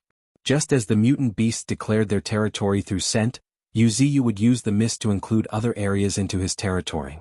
Of course, compared to the scent of the mutant beasts, Yuziyu's fog could not only shapeshift into anything, but could also confuse perception. Thinking of this, Yuziyu was suddenly struck with a thought. Well, it's about time to upgrade the Shroud of Mist. Unlike before, where his ability could be upgraded to level 2 upon becoming a Tier 1 Transcendent, when Yuziyu became a Tier 2 Transcendent, he discovered that his ability appeared as a gray when he attempted to upgrade it using evolution points. Yuziyu had some speculation about the reason behind this. One possibility was the inadequacy of the evolution points. The other possibility lay in the overwhelming might of level 3 ability, which exceeded what Yuziyu could currently handle. After all, Tier 3 Transcendent were classified as catastrophe class entities by the humans, and were considered as terrifying existences that only large countries could confront, while small countries, despite their utmost efforts, would struggle to withstand. So, without a sufficient accumulation, how could such existence achieve a qualitative transformation? An increase in spiritual energy from 100,000 to 990,000 would undoubtedly be done by a quantitative accumulation. Likewise, the development and refinement of abilities were presumed to be a long and extensive process. The most terrifying aspect of Yuziu's evolution points was that they could allow him to gain abilities beyond his rank. In other words, his abilities were more mysterious, elusive, and beyond the comprehension of those of the same level. In light of this, it was no wonder that the fog released by a mere Tier 1 Transcendent could cover an area spanning hundreds of kilometers without dispersing. Likewise, one could envision how each of Yuziu's subroots were so powerful, that just 3 roots that had transformed into colossal black python could suppress the rock python and even strangle it. All because it was not an ability that belonged to this level. And now, Yuziu had a feeling that his accumulation was almost complete, signaling that he was on the cusp of a breakthrough. He was really close. If nothing unexpected happened, he would possess a level 3 ability in the near future. Yuziu exhaled a long deep breath, feeling a sense of excitement. But after a moment, as if realizing something, Yuziu slowly raised his gaze, and noticed that each mutant beast was still gazing at him intently. Ahem. He forced a cough, becoming aware of what he had inadvertently overlooked. After a brief pause, a smile appeared on Yuziu's face as he gazed at the group of mutant beasts and began slowly speaking. Until now, there are 4 among you who have successfully advanced to Tier 0 Level 9. At this point, Yuziu's gaze swept over each of the mutant beasts as he called out their names one by one. Nine Tails, Bull Demon, White Tiger, Sarcosuchus. As Yuziu called out each one of them, the 4 seemed to react, shaking a little. Nine Tails, who was resting on the ground, stretched her body as if she was stretching her tired waist. However, her fur, that made her look like she was bathing in flames, gently fluttered, with faint traces of fire flickering within. It looked completely dreamlike, like a mesmerizing dance of fireflies at night, captivating the attention of everyone present, including Yuziu himself. With a smile, Yuziu realized that Nine Tails had awakened her true innate talent. It's highly likely a fire elemental talent. Thinking of this, Yuziu narrowed his eyes as a cascade of information entered his sight. Race, Mutant Red Fox. Rank, Tier 0 Level 9. Innate talent, Flame Mastery. Like a cherished child of fire, born from fire, it has the power to manipulate flames. Unique abilities, Enchanting Eyes. Its gorgeous eyes are the treasures of the world that can see into the hearts of others and pierce through illusions. What's more, anyone who meets the gaze of those bewitching eyes becomes confused and infatuated, falling into a trance. Yuziu nods when he read Nine Tails' status screen, but he was not that surprised. Since the honey badger had awakened the innate talent, Thunder's Fury, Yuziu had long suspected that Nine Tails would awaken a fire elemental talent. After all, Nine Tails' characteristics were too obvious. From a distance, she looked like a ball of blazing flames, and up close, her fur resembled a cloak of fire. It would be even more inconceivable if she did not awake the fire elemental talent. Moreover, what was more important was that Yuziu firmly believed that Nine Tails' innate talent would not be weak. A highly intelligent mutant beast like her who definitely possesses their own unique qualities after awakening their innate talent. The fire elemental talent, being one of the most top-tier talents, would not be wasted on Nine Tails. Smiling in his heart, Yuziu shifted his gaze to Old Second Bull Demon. Bull Demon seemed to have sensed Yuziu's gaze as he slowly stood up and let out a resounding bellow, moo, accompanied by this powerful and confident bellow. Bull Demon grumbled in a low voice, "Divine Tree, I don't want to leave you." After a moment of brief silence, Yuziu sighed in resignation. All right. Yuziu could not bring himself to refuse, noticing Bull Demon's determined gaze. However, it was also fine. Bull Demon was never fond of fighting. A reduced exposure to bloodshed would provide ample time for reflection, which would be good for him. Additionally, Bull Demon was a herbivore. Brutal fights would yield little benefits for Bull Demon. After all, he lacked the ability to replenish himself with flesh and blood, unlike his counterparts, Nine Tails and White Tiger. At this very moment, as if sensing something, Yuziu's gaze shifted to the eager and restless White Tiger. Witnessing his small mountain-like body, sometimes sitting up, and sometimes lying down in anticipation, Yuziu's corners of lips could not help but twitch. After a moment, Yuziu could not help but interrupt, stating in an icy tone, "White Tiger, you can't go either." His decree immediately brought silence, an uncommon silence. The White Tiger froze, his eyes widened as he stared fixedly at Yuziu. He seemed to be asking why. Unhesitant, Yuziu delivered a crushing blow without concealing his words. What qualifications does a Tier 0 level 9 beast who can't even psychically communicate have to venture beyond the misty mountains? Are you trying to embarrass me? You're tuning in to the Han Li's Wuxia Adventures YouTube channel. We're so grateful for your support, and don't forget to subscribe to join us on this incredible journey through captivating stories. Your generosity through donations truly makes a world of difference, as it's the primary source of revenue that allows me to expand and enhance this channel for you. Thank you from the bottom of my heart for being a part of this adventure.